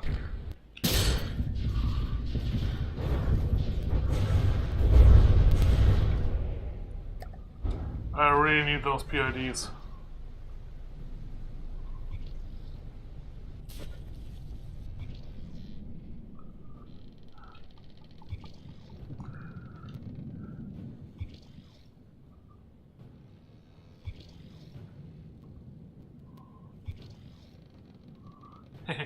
None of my crafts are actually currently in the campaign, and I got no requests for anything like that, so my only fame is basically coming from others, YouTubers or streamers or people like those using my craft in their own campaigns.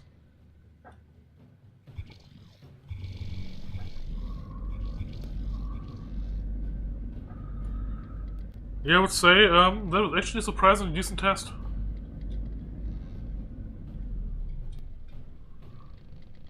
Let's actually set it from 10 seconds to 5 seconds.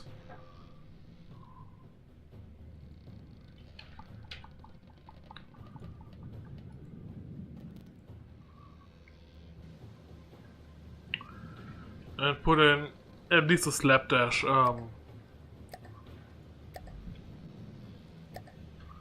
PID system.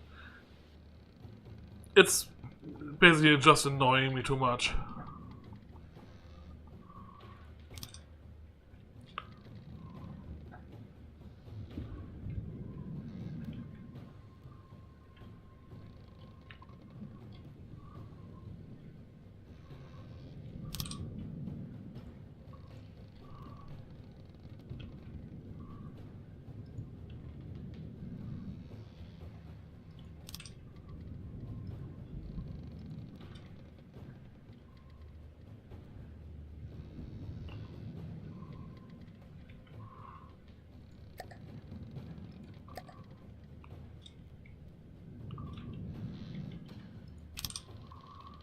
You roll, and you pitch. And with that, the ship should finally stay stable in the water. Let's try that again.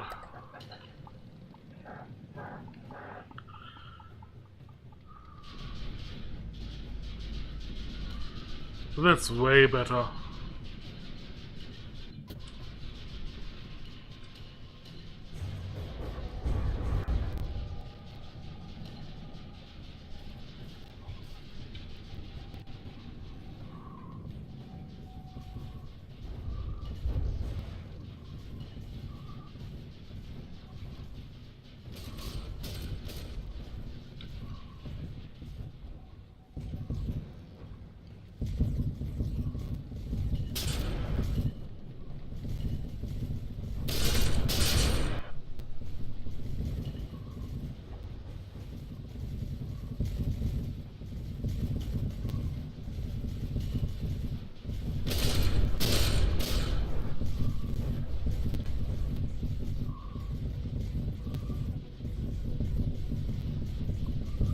Yeah, it's certainly taking blocks off quite fast.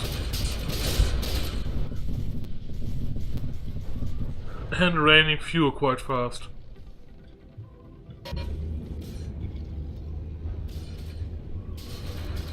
Yeah, without shields. Oh, there's quite a bit coming through. Way more than I expected to come through, actually.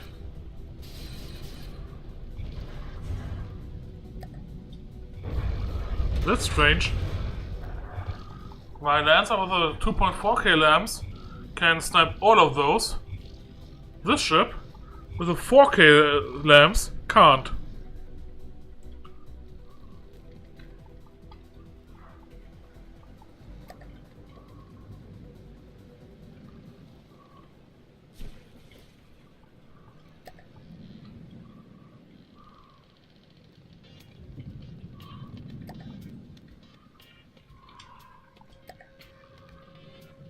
I really can't understand why the Lancer's lamps is so much freaking better than any lamps I built since.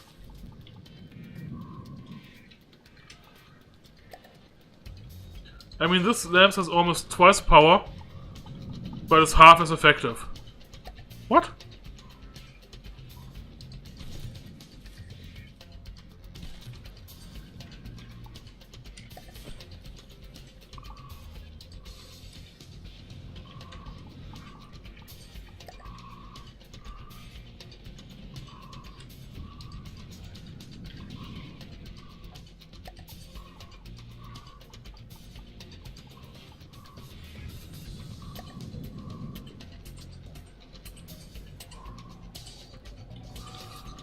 Maybe that helps? No clue.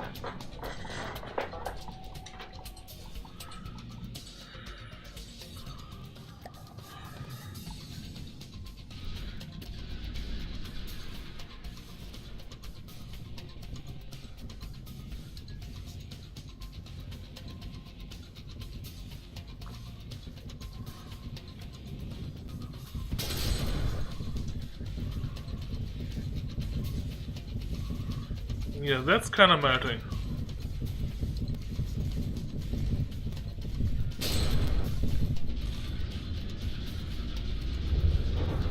Well, so is my fuel reserve, but at least that I can fix.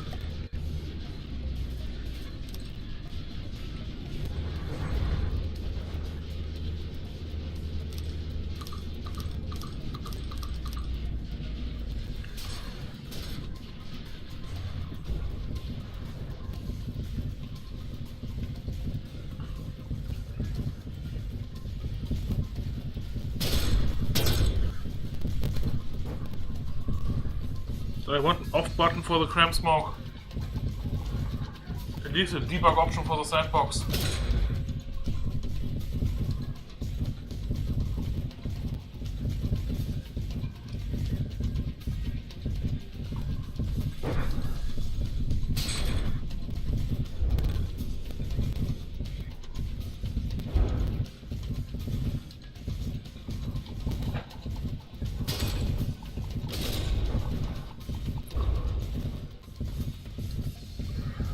Let's actually check how much damage the laser is actually dealing.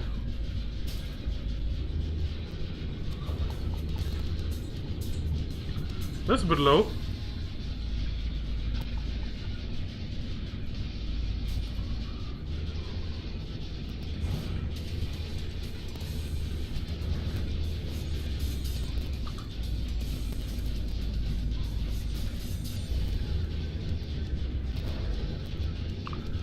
That double the damage. That should be doing quite a bit better.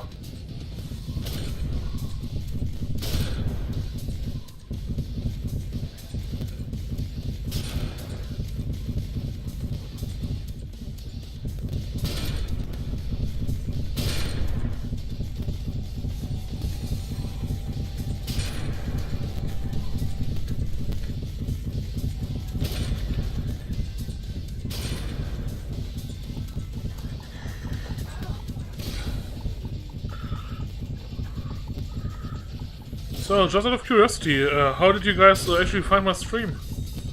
I mean, it's the first time I ever streamed FtD on Twitch, so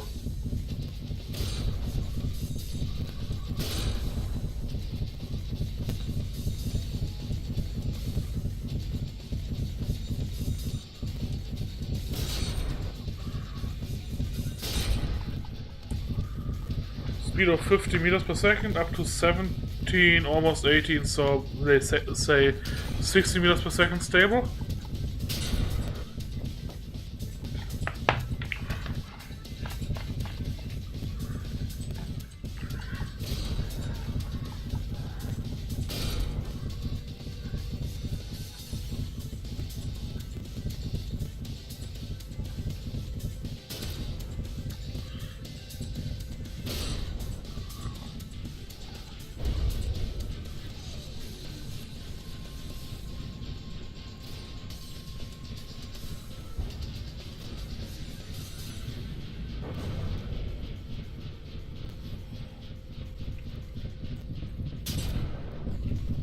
But it takes ages to kill this craft.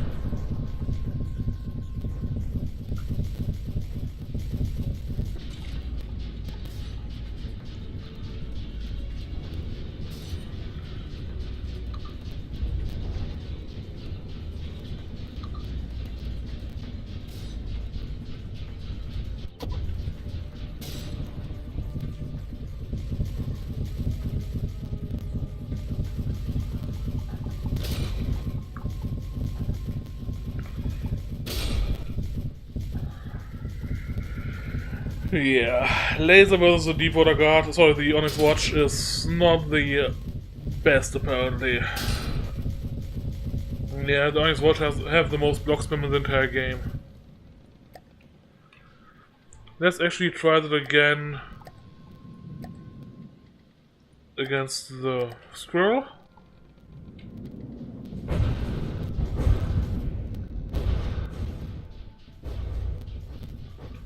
That's a convincing result.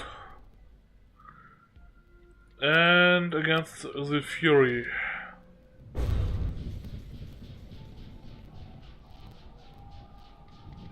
The Fury is smoking up. But two of my lasers have wavefront adjusters. And two don't. So I should still deal decent damage.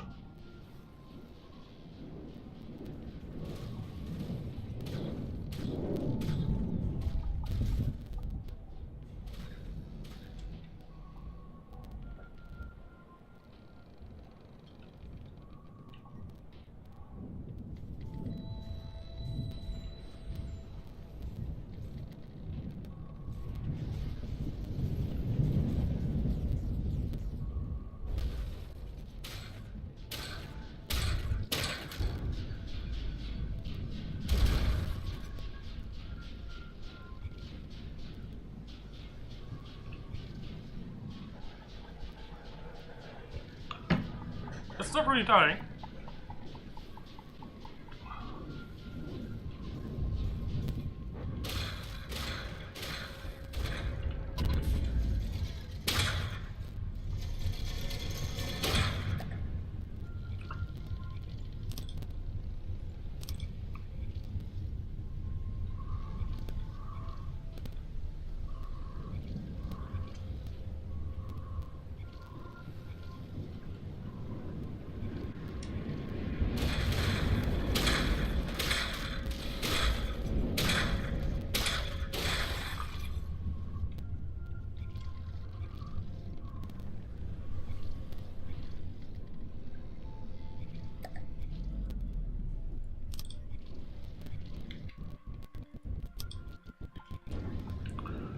Initial detection doesn't have anything either.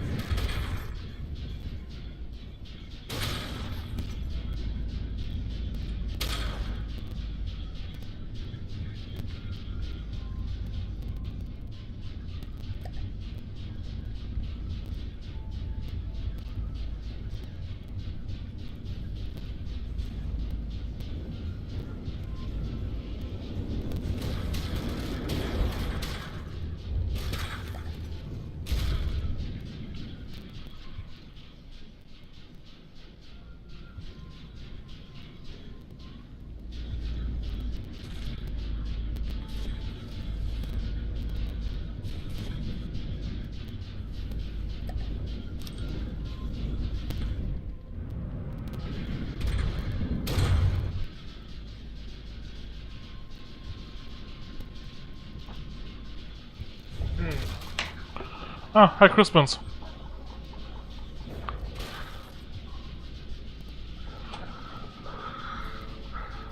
Yeah, I'm not entirely happy with the performance of the laser against this particular target.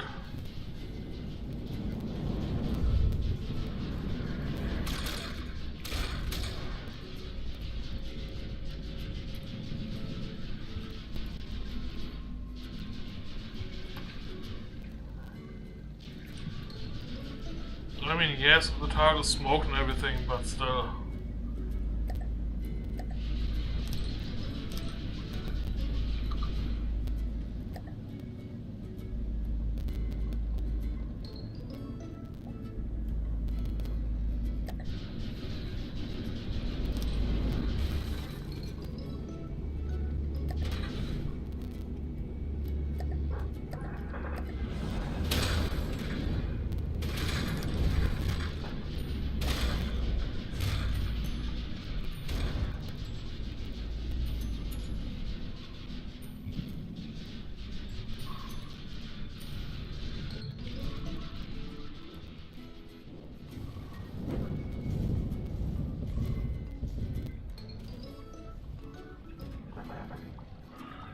Now it's hitting again.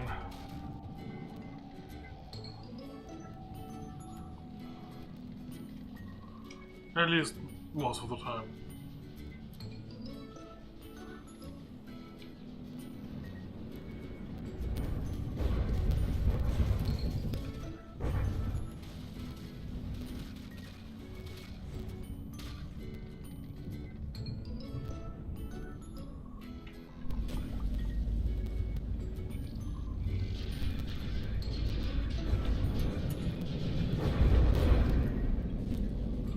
Yep, it just didn't have the proper sensor setup in order to actually hit the target reliably.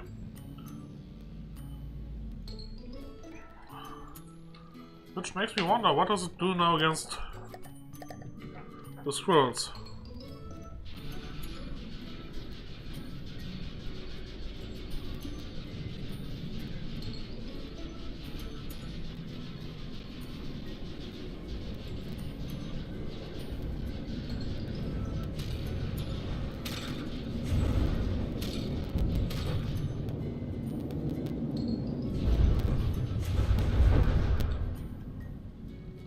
Yep, it certainly got convincing.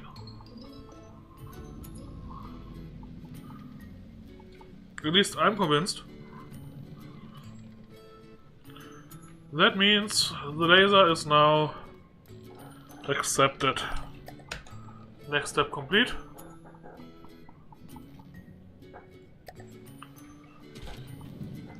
Yeah, I need a little bit better sensor setup in order to actually work that laser. But now that it is working, it's working quite nicely.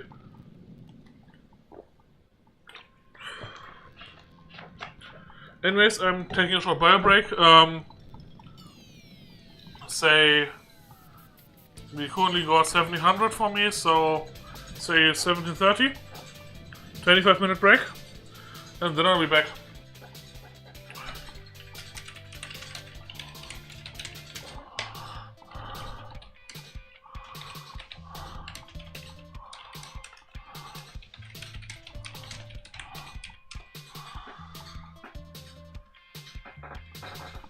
Or at least the stream running this time.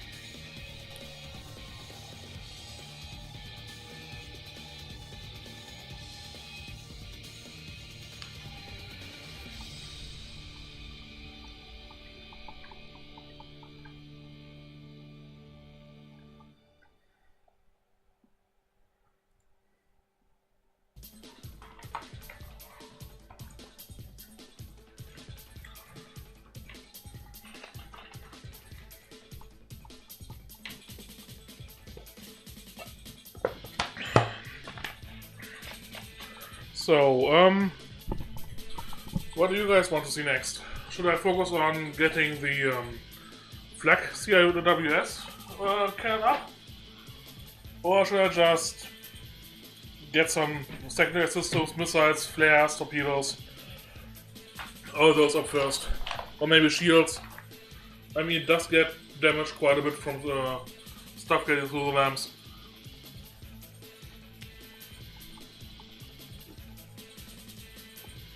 Or maybe just reinforce the armor a bit. Currently it's just single layer metal, single layer alloy. The idea was to make it double layer metal, single layer alloy in the towards the center, in the very center, make it triple layer metal, single layer alloy. Should also help. What do you want a flag? The flag it is. High RPM flag. That's a problem.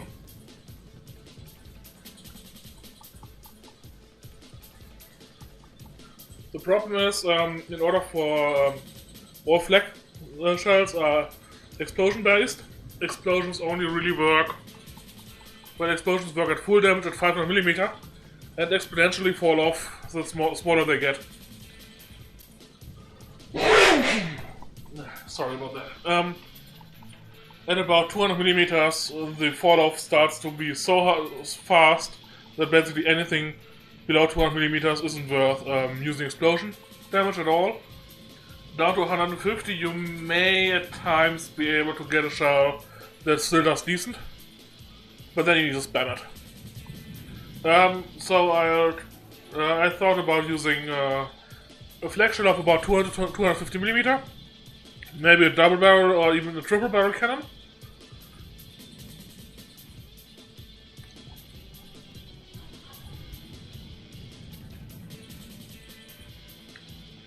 I'm not sure how much radius 200 or 250mm flag will have. I believe it's around 70-meter radius. But even 70-meter radius is quite a lot.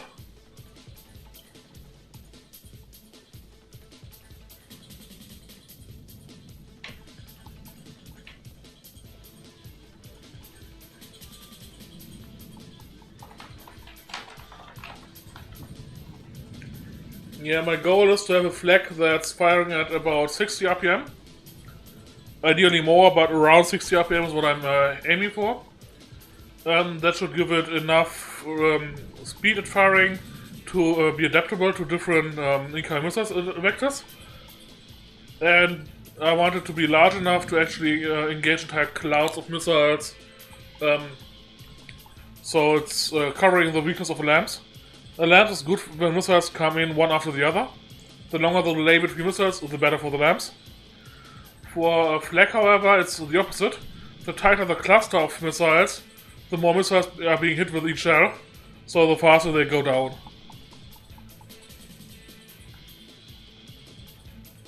And together, there's very little that missiles can do against the Croft.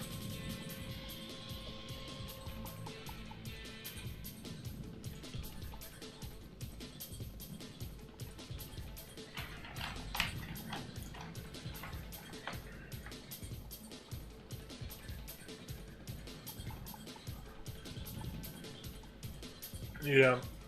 One of the problems I'll have is I want the flag to be actually a fleet support weapon. That means it needs to be accurate enough to be able to engage missiles at about 1 to 2 kilometer range. 1.5 is what I'm aiming for. I mean, with a 70-meter radius, it needs to be accurate at about 10 to 15 meters, and that's enough. And that should be relatively easily doable. The bigger problem I got is that if I fire a flag at about if I fire a flag at about 1.5 kilometer range, there's a good chance I hit friendlies.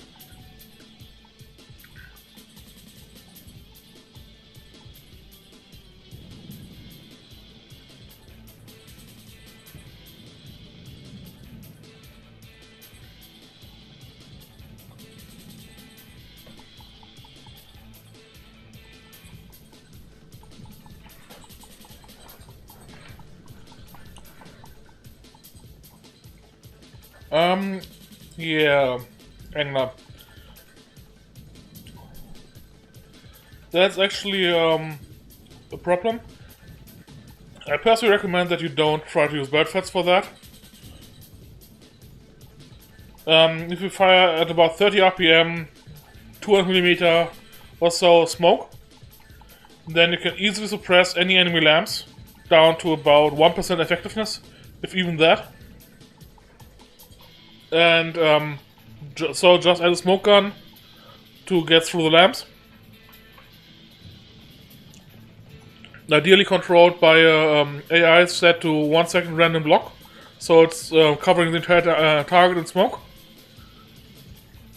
That gun is also good for having 2 shells, if you can get the RPM higher than 30.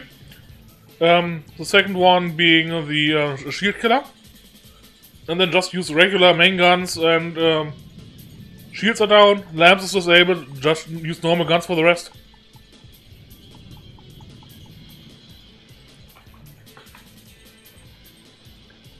The problem with bad fat is very small shells. Not engaged, but in options for them. Actually, let me quickly show you the wyvern.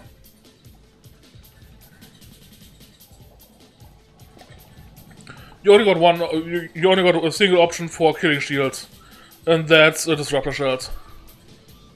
And there's basically nothing else.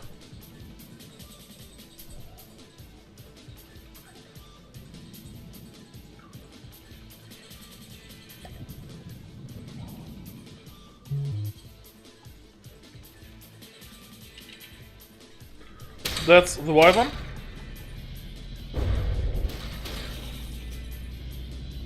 Currently my biggest, most expensive ship, and strongest.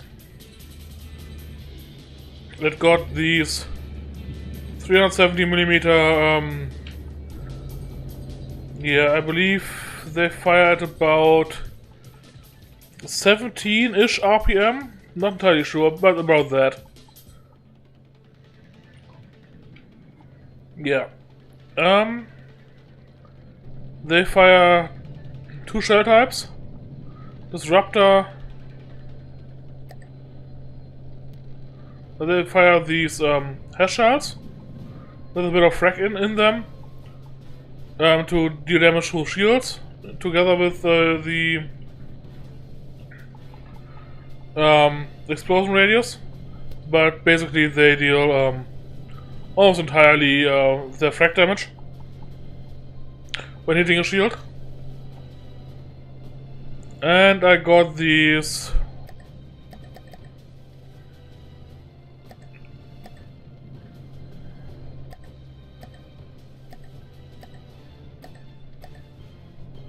disruptor shells at 200 EMP with a single smoke in them.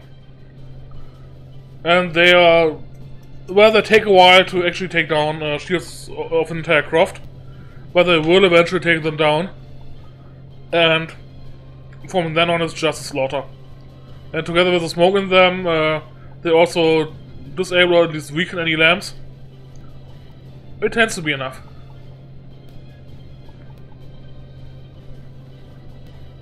And quite honest, I'm not entirely sure about the fire rate. So that's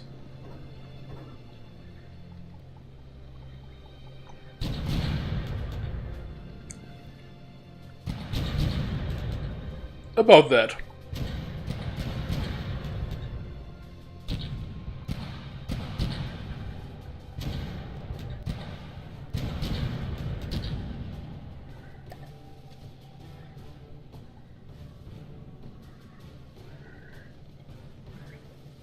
It's 3-second cooldown, so about 20 RPM.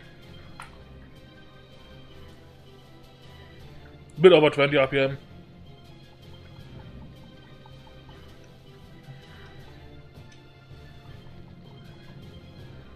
Yeah, I believe the actual RPM was 17.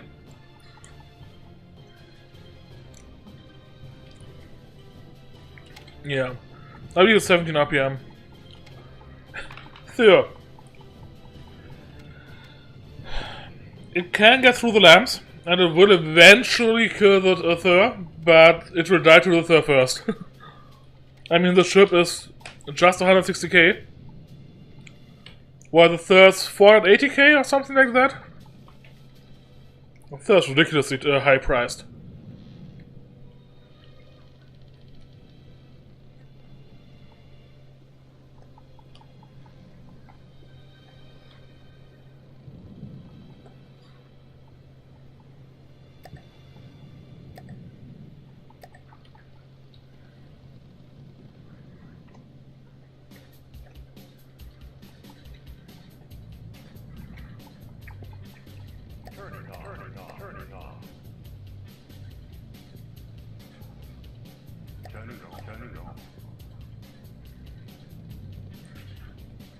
Well, here goes nothing.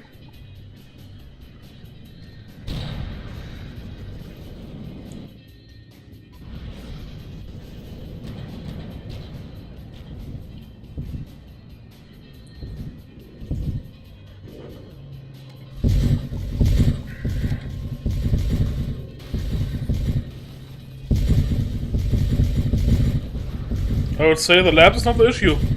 I'm getting through the lamps. Even missiles are impacting.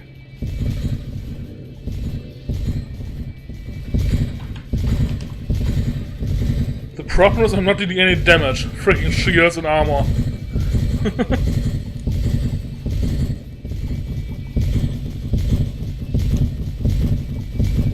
Yep. Smoke shots are great.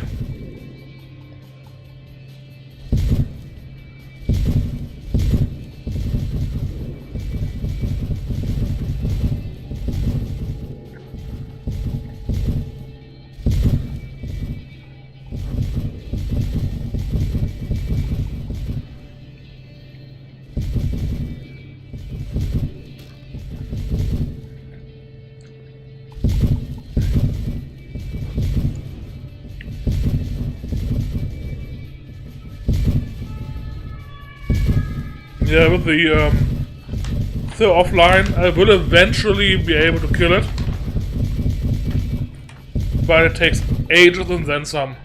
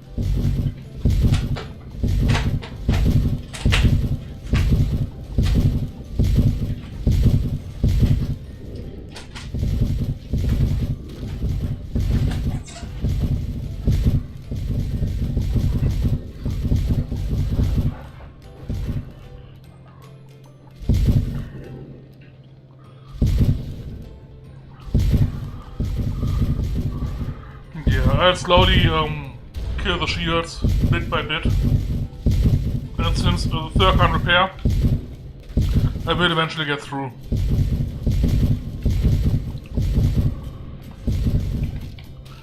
I would say that depends highly on the target you're facing.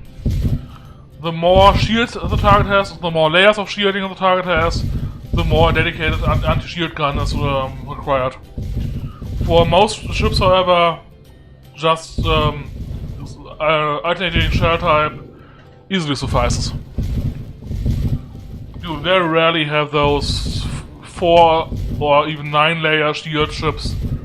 I mean, technically, getting a 9 layer butterfly setup for shielding is not that hard. But if you look at the Thur here, for example, the Thur only has 3 layers of shields, I believe. 2 or 3 layers. It doesn't have that much shielding actually.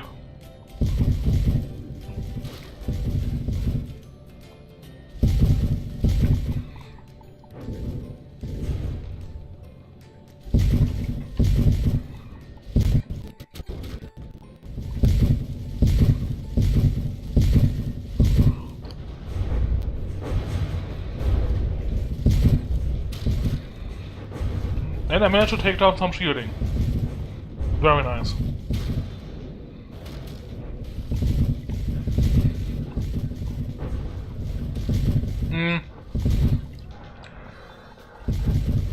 Yeah. What you should be aware of for disruptor shells is shields have effectively 100 hit points per strength level. So a strength 10 shield has 1000 HP, a strength 1 shield has 100 HP. So you'll want to have slightly larger than 100 base damage for your disruptor shells, or an even or a good fraction thereof. For example, 34 damage or 26 damage. 24 damage, for example, would be bad, because you would need an extra shell for the last 4 points of damage. But 26, for example, is good, because even the shield is a tiny bit stronger, you'll still get through.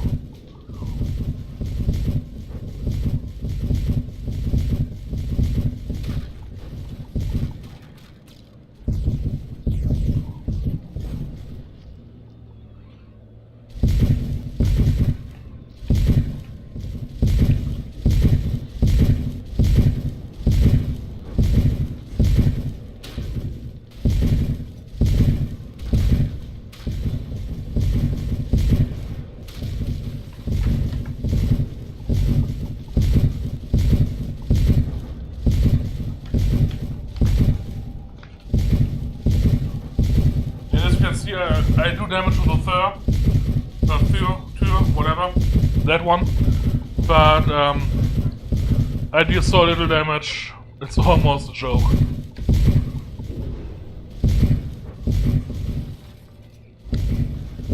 But then the Thur is 420k, my ship is only 160k, so that's to be expected.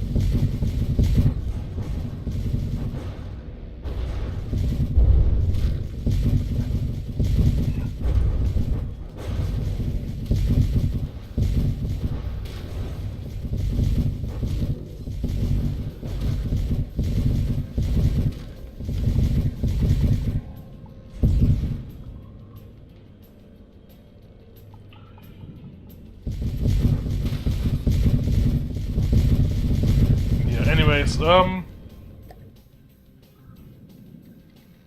Thur will die eventually, but not fast enough.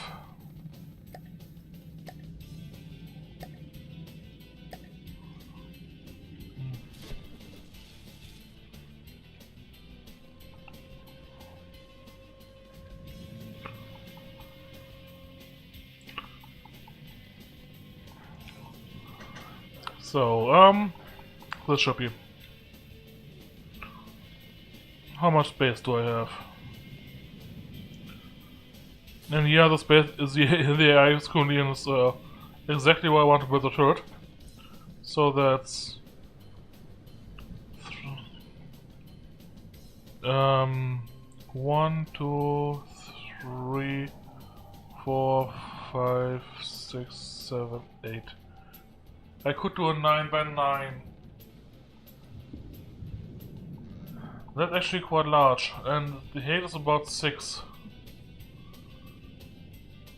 A 9x9x6 is actually a surprisingly large turret.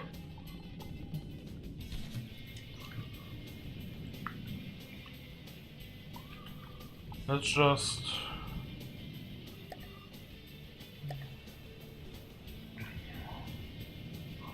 yeah, that should suffice.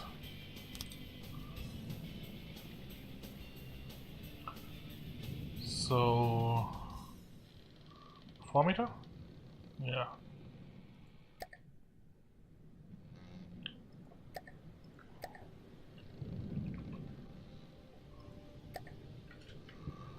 I would like mirror mode. 3, 4, 5, 6.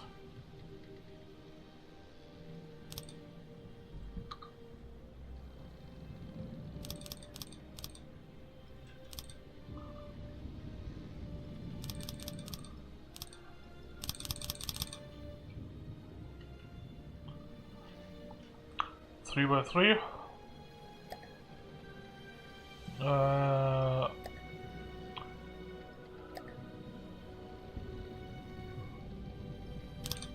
By 4, by 5, by 6.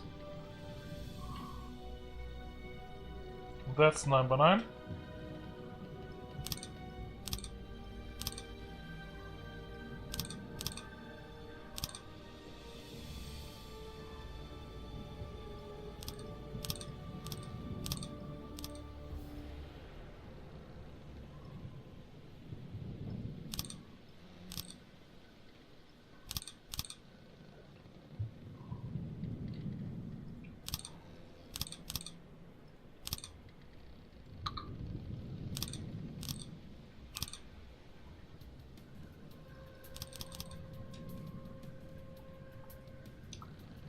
Yeah, that is one giant cannon.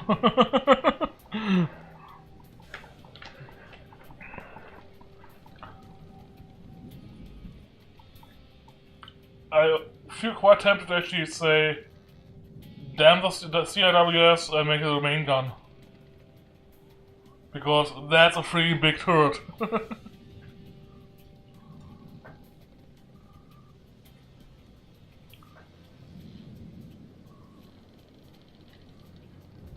Thank you very much. Doesn't make the turret any smaller, but...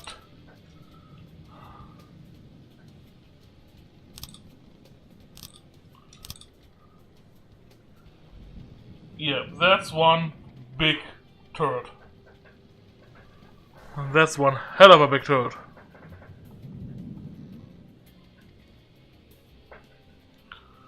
How many autoloaders is that?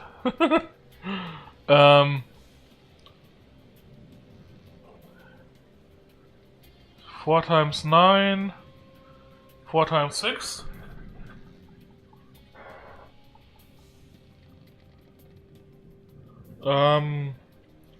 Four times 6 is 24, 4 times 9 is 36, so 60.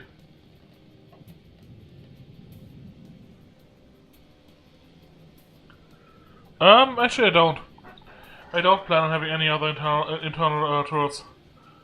I will add some simple laser weapons, but those, except for the controllers, are completely external. And that's it. Okay, I will add some missiles and some torpedoes. But missile and torpedoes can be fit into the gaps between other systems, so... yeah. But 60 autoloaders... yeah. I need to input that into that nice little APS calculator Google Sheet. But 60 sounds like damage.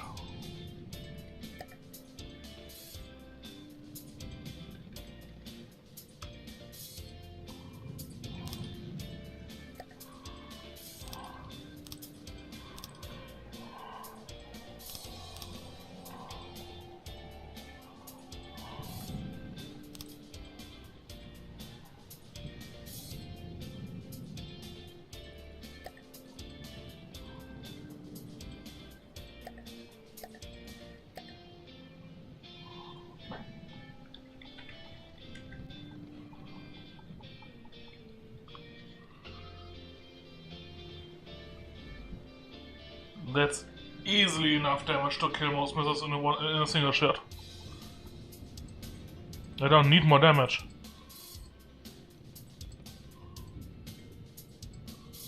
What I need now is a timed fuse. And that's it.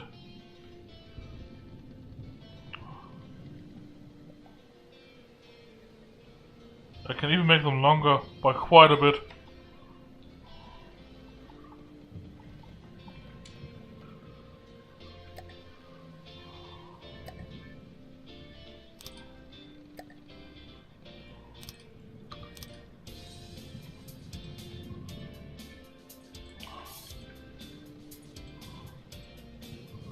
What about 250mm? Yeah, that looks about right.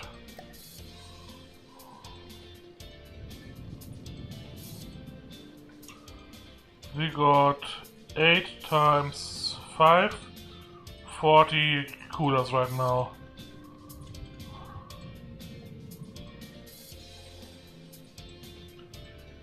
I could split this into 2 guns, essentially having to remove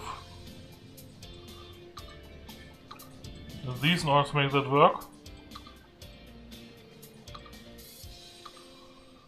And then I would have 2, basically a double barreled, sorry, a double gunned turret with 54, 27 loaders each. Ouch. I want to see those numbers.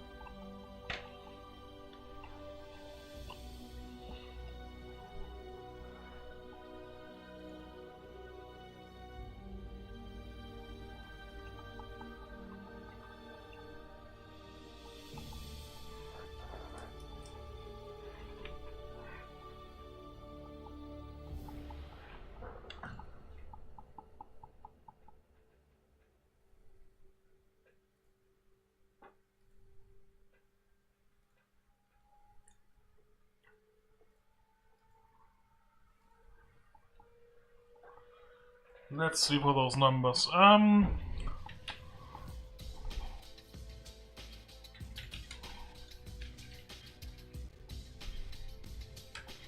there we go.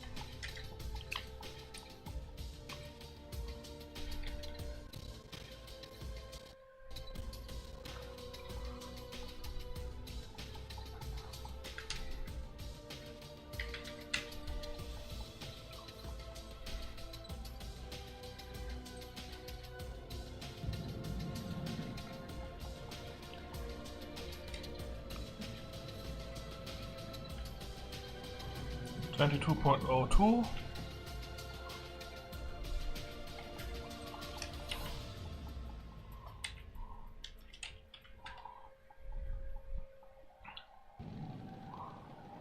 And 27.81. Actually, that's not quite the fire rate I wanted.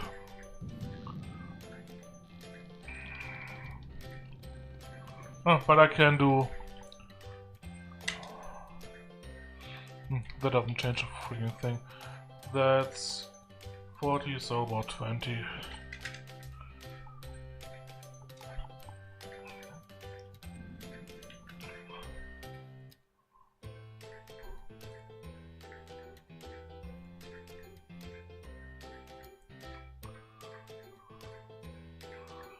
Okay, I did the math.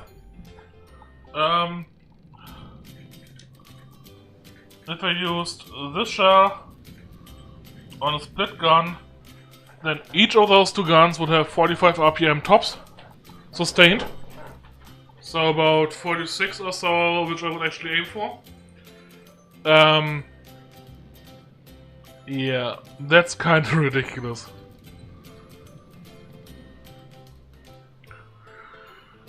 .46 RPM twice. I'm not sure that there are many incoming missiles that will actually be able to survive that.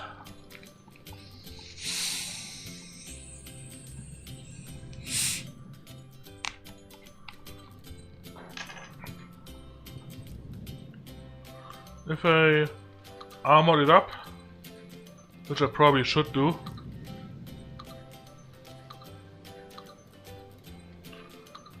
that's still 10 plus 6, 16.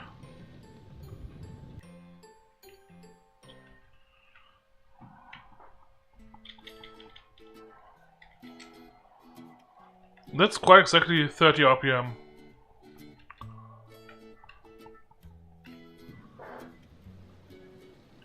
This left half would have quite exactly 29.06 or something, so basically 30 RPM.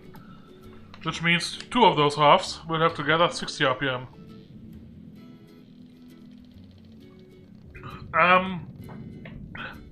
Two reasons for that. One, it's easier to Tetris, because there is no Tetris. And B, they fire faster. Pure Autoloader is currently the fastest firing gun in the game. Except Belfed, I don't count Belfed.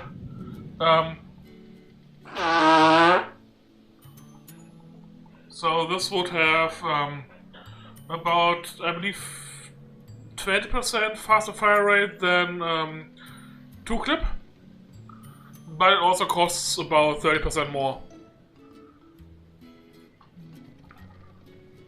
So it's more expensive, but also more effective. Another advantage is that I have significantly less shells stored inside that gun, which means if it detonates, there's less of a boom. Especially after it has emptied ones, because then it's only 1 or 2 shells in the gun at any given time.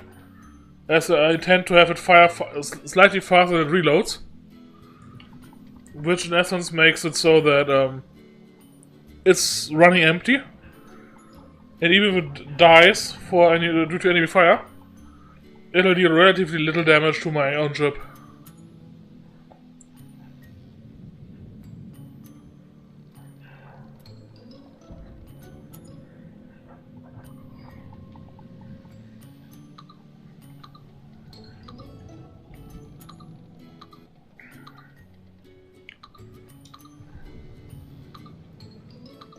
The only problem will be getting enough cooling for that.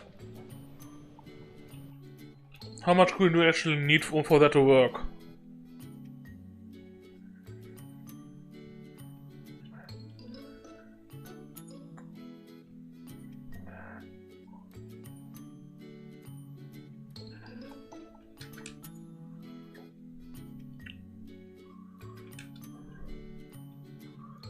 $22 coolers at double barrel.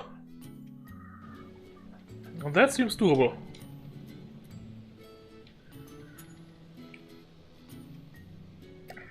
This and this is where the gun will go out. I want a gauge splitter, I want F3.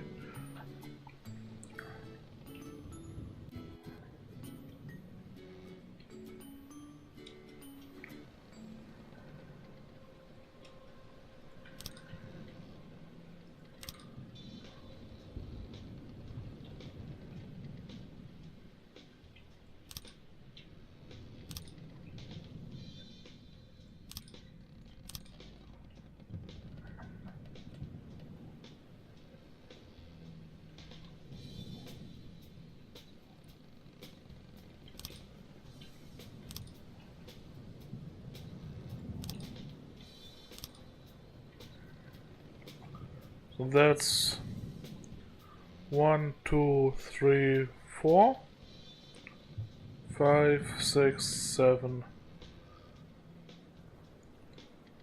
8, 9, 10, 11, 12, 13, 14, 15, 16, 17,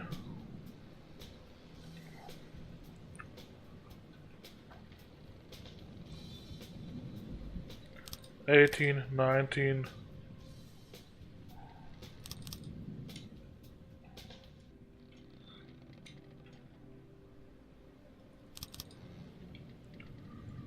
21,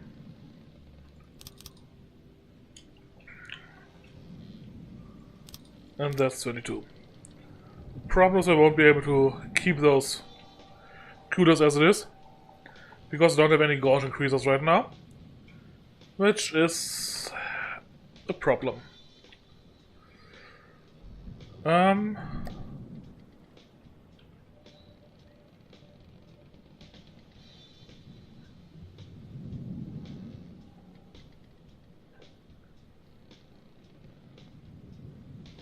That could work.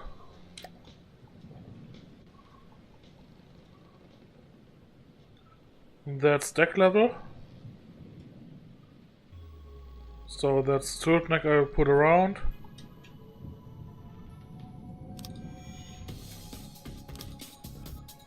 About here is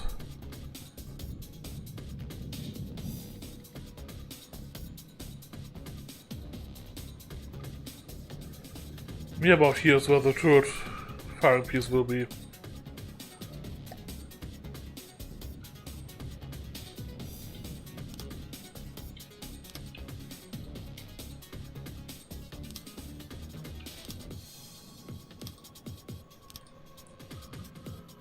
Let's actually add the firing piece.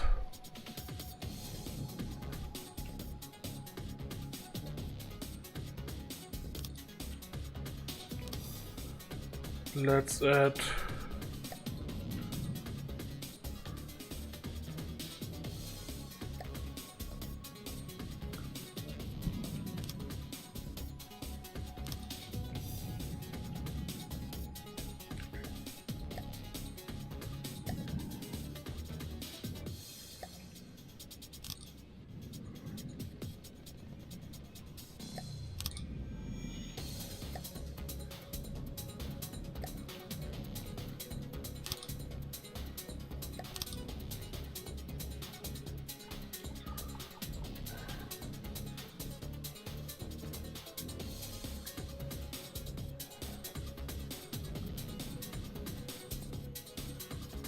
I want gauge increase.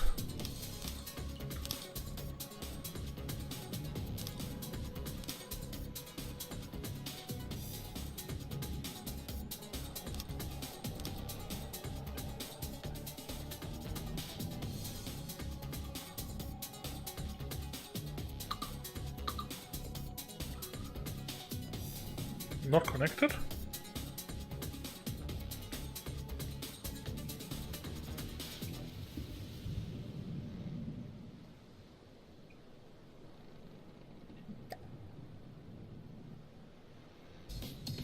I screwed up, didn't I? Yep, I did.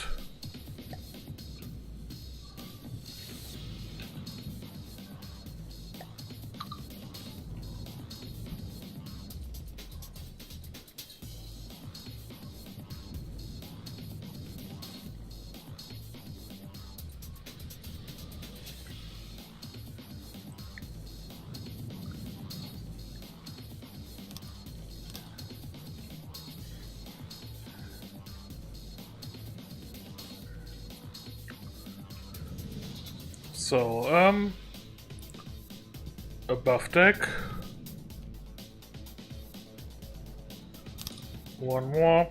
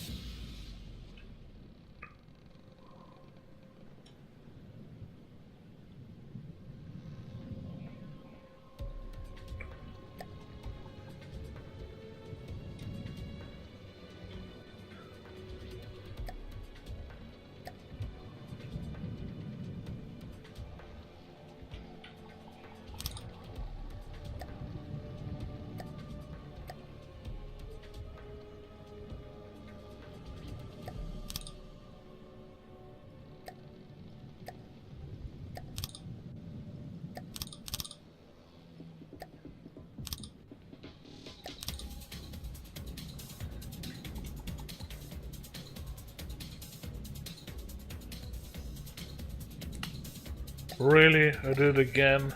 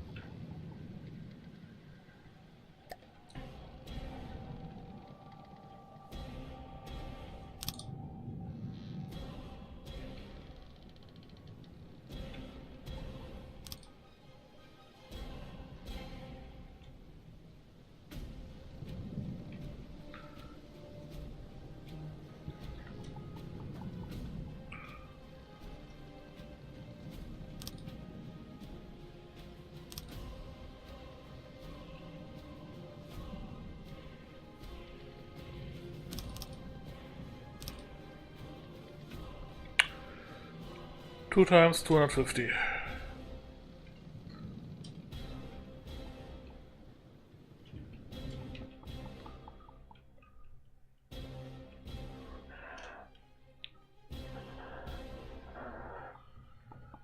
As far as I know, 2-clip is a tad faster than 3-clip, assuming you can Tetris perfectly. If you have wasted space, then different clip counts could be more effective or less effective. While I did a lot of testing on that, I basically just, yeah, benefiting from his results.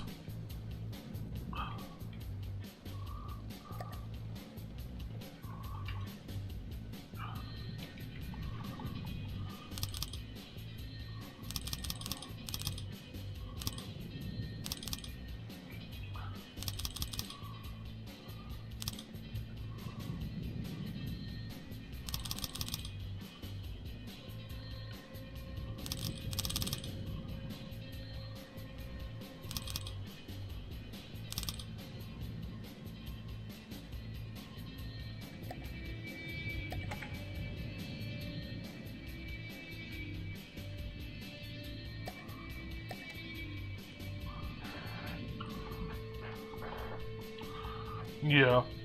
The internal armor surge is the primary advantage of clip using guns. It's also more or less their only advantage.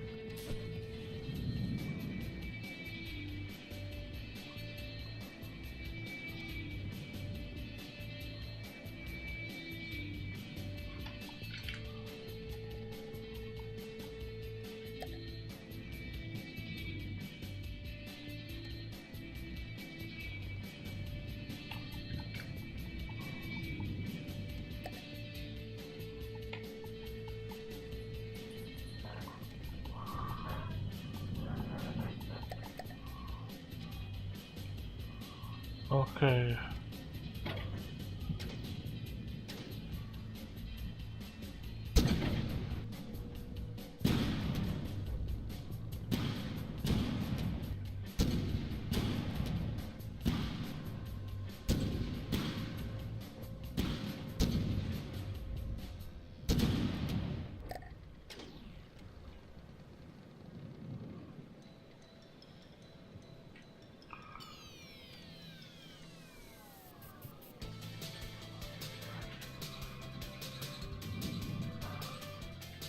Yeah, let's level up a couple R processors just so I can actually see what's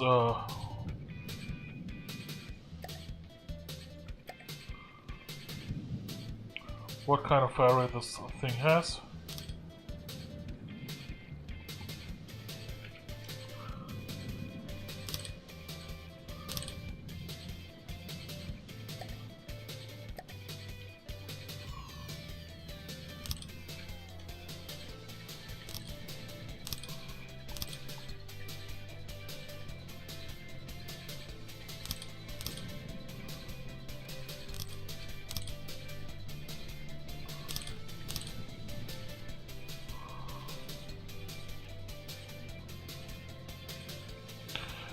The increasing complexity is already calculated into the final values.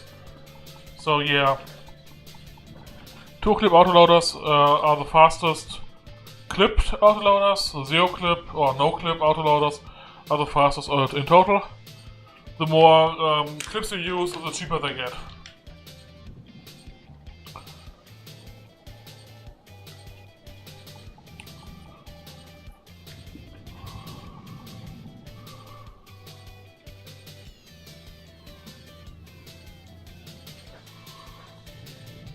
And fully loaded.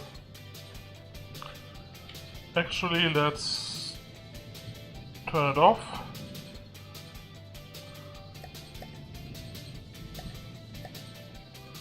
And give me a marauder.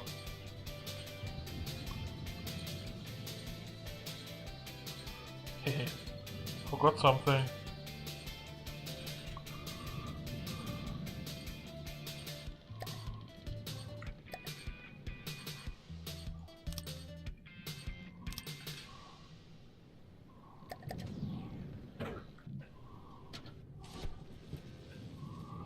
Let's see what happens when those shells hit a non-missile target.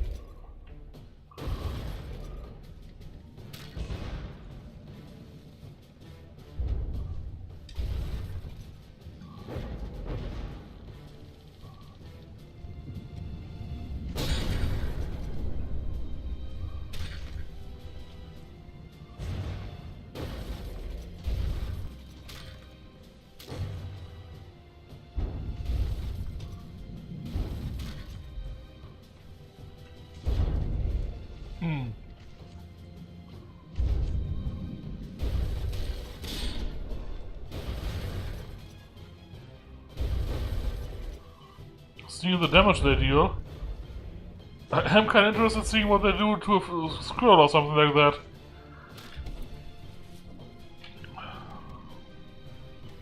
Taking control when necessary.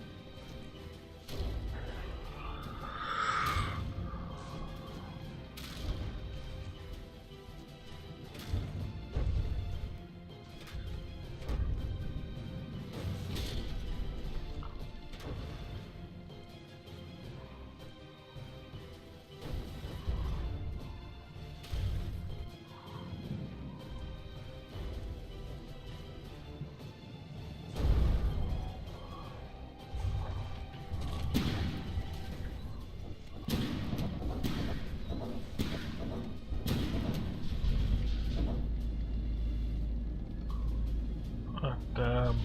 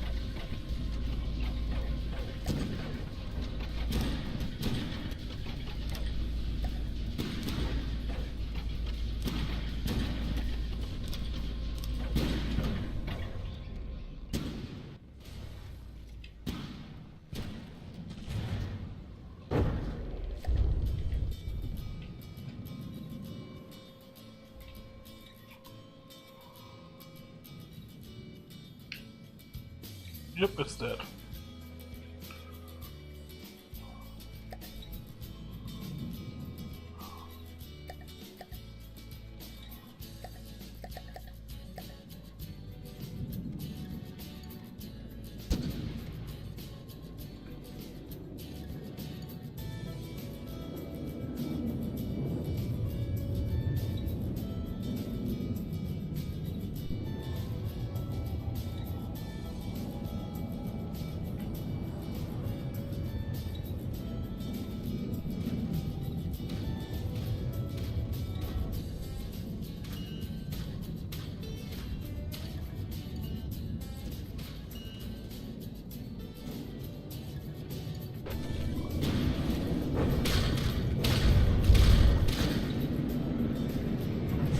Really?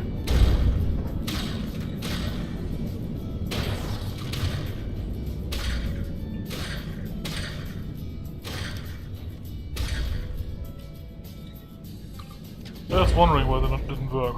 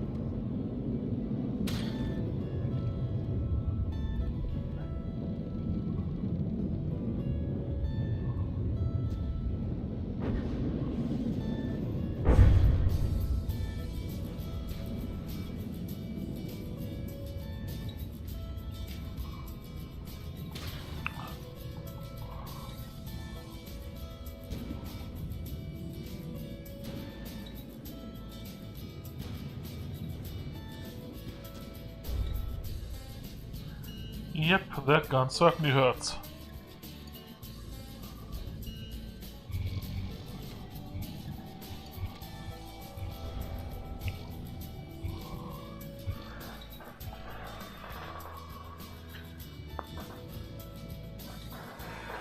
And with missiles, let's just say a single block missile has 33 hit points, a 3 block missile has 100 hit points, a 6 block missile has 200 hit points. This thing deals 200 damage per shot, per shell. So any 6 block or less missile will be one-shotted in the entire freaking area. So yeah, it should relatively quickly deal with even large swarms of missiles in just 2 or 3 shots.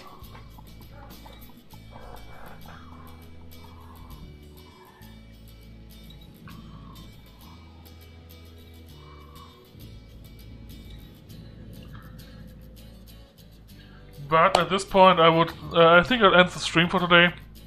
I've been streaming since 12 o'clock or something like that. So yeah, it's been a long time, long day. If there's interest, I will upload the craft as it is currently on the workshop. Once I have saved it, that is. I saved it as a C variant. Yeah, you're welcome. If you have any questions, feel free to contact me via Steam, via Twitch, via YouTube. I will upload the streams from today on YouTube tomorrow or the day after. Twitch has a 24-hour exclusivity policy, so I can't upload them within the next 24 hours. But right after that, I'll upload them, probably schedule them for release. So yeah, tomorrow or the day after they should be up on YouTube. Then you can review them, rewatch them as many times as you want. If you have any questions, feel free to ask me. Let me quickly drop down a link for the Discord, actually. For those that want to join the Discord. It's not my Discord, it's the Discord of a good friend. Who is also the, yeah, one of the streamers I was talking about earlier. Iron Mark 3.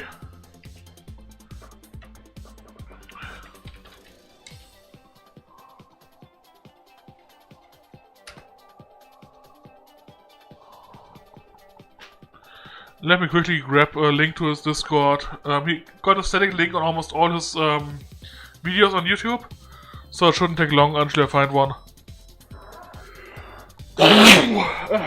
Sorry.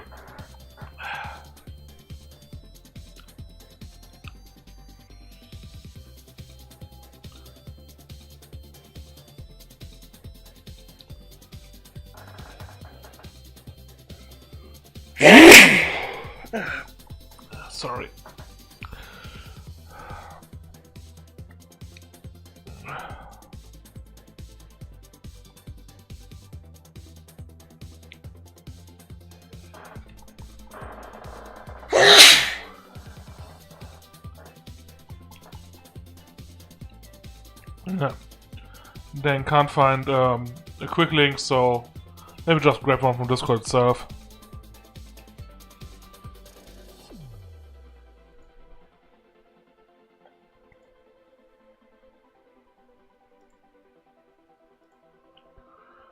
So those that want to join on the Discord, feel free to join. It's, as I was saying, from IMR3, so please check out his content. He does many games, including from the depths, including Mashinsky, MechWarrior, Stellaris. He does a lot of games, usually about 4 or 5 different games per week. He does lots of streams, 2 or 3 per week. Yeah, so check out his content. I can highly recommend it. It's exclusively on YouTube so far. Feel free to join us, and see you all next time. That's it, and goodbye.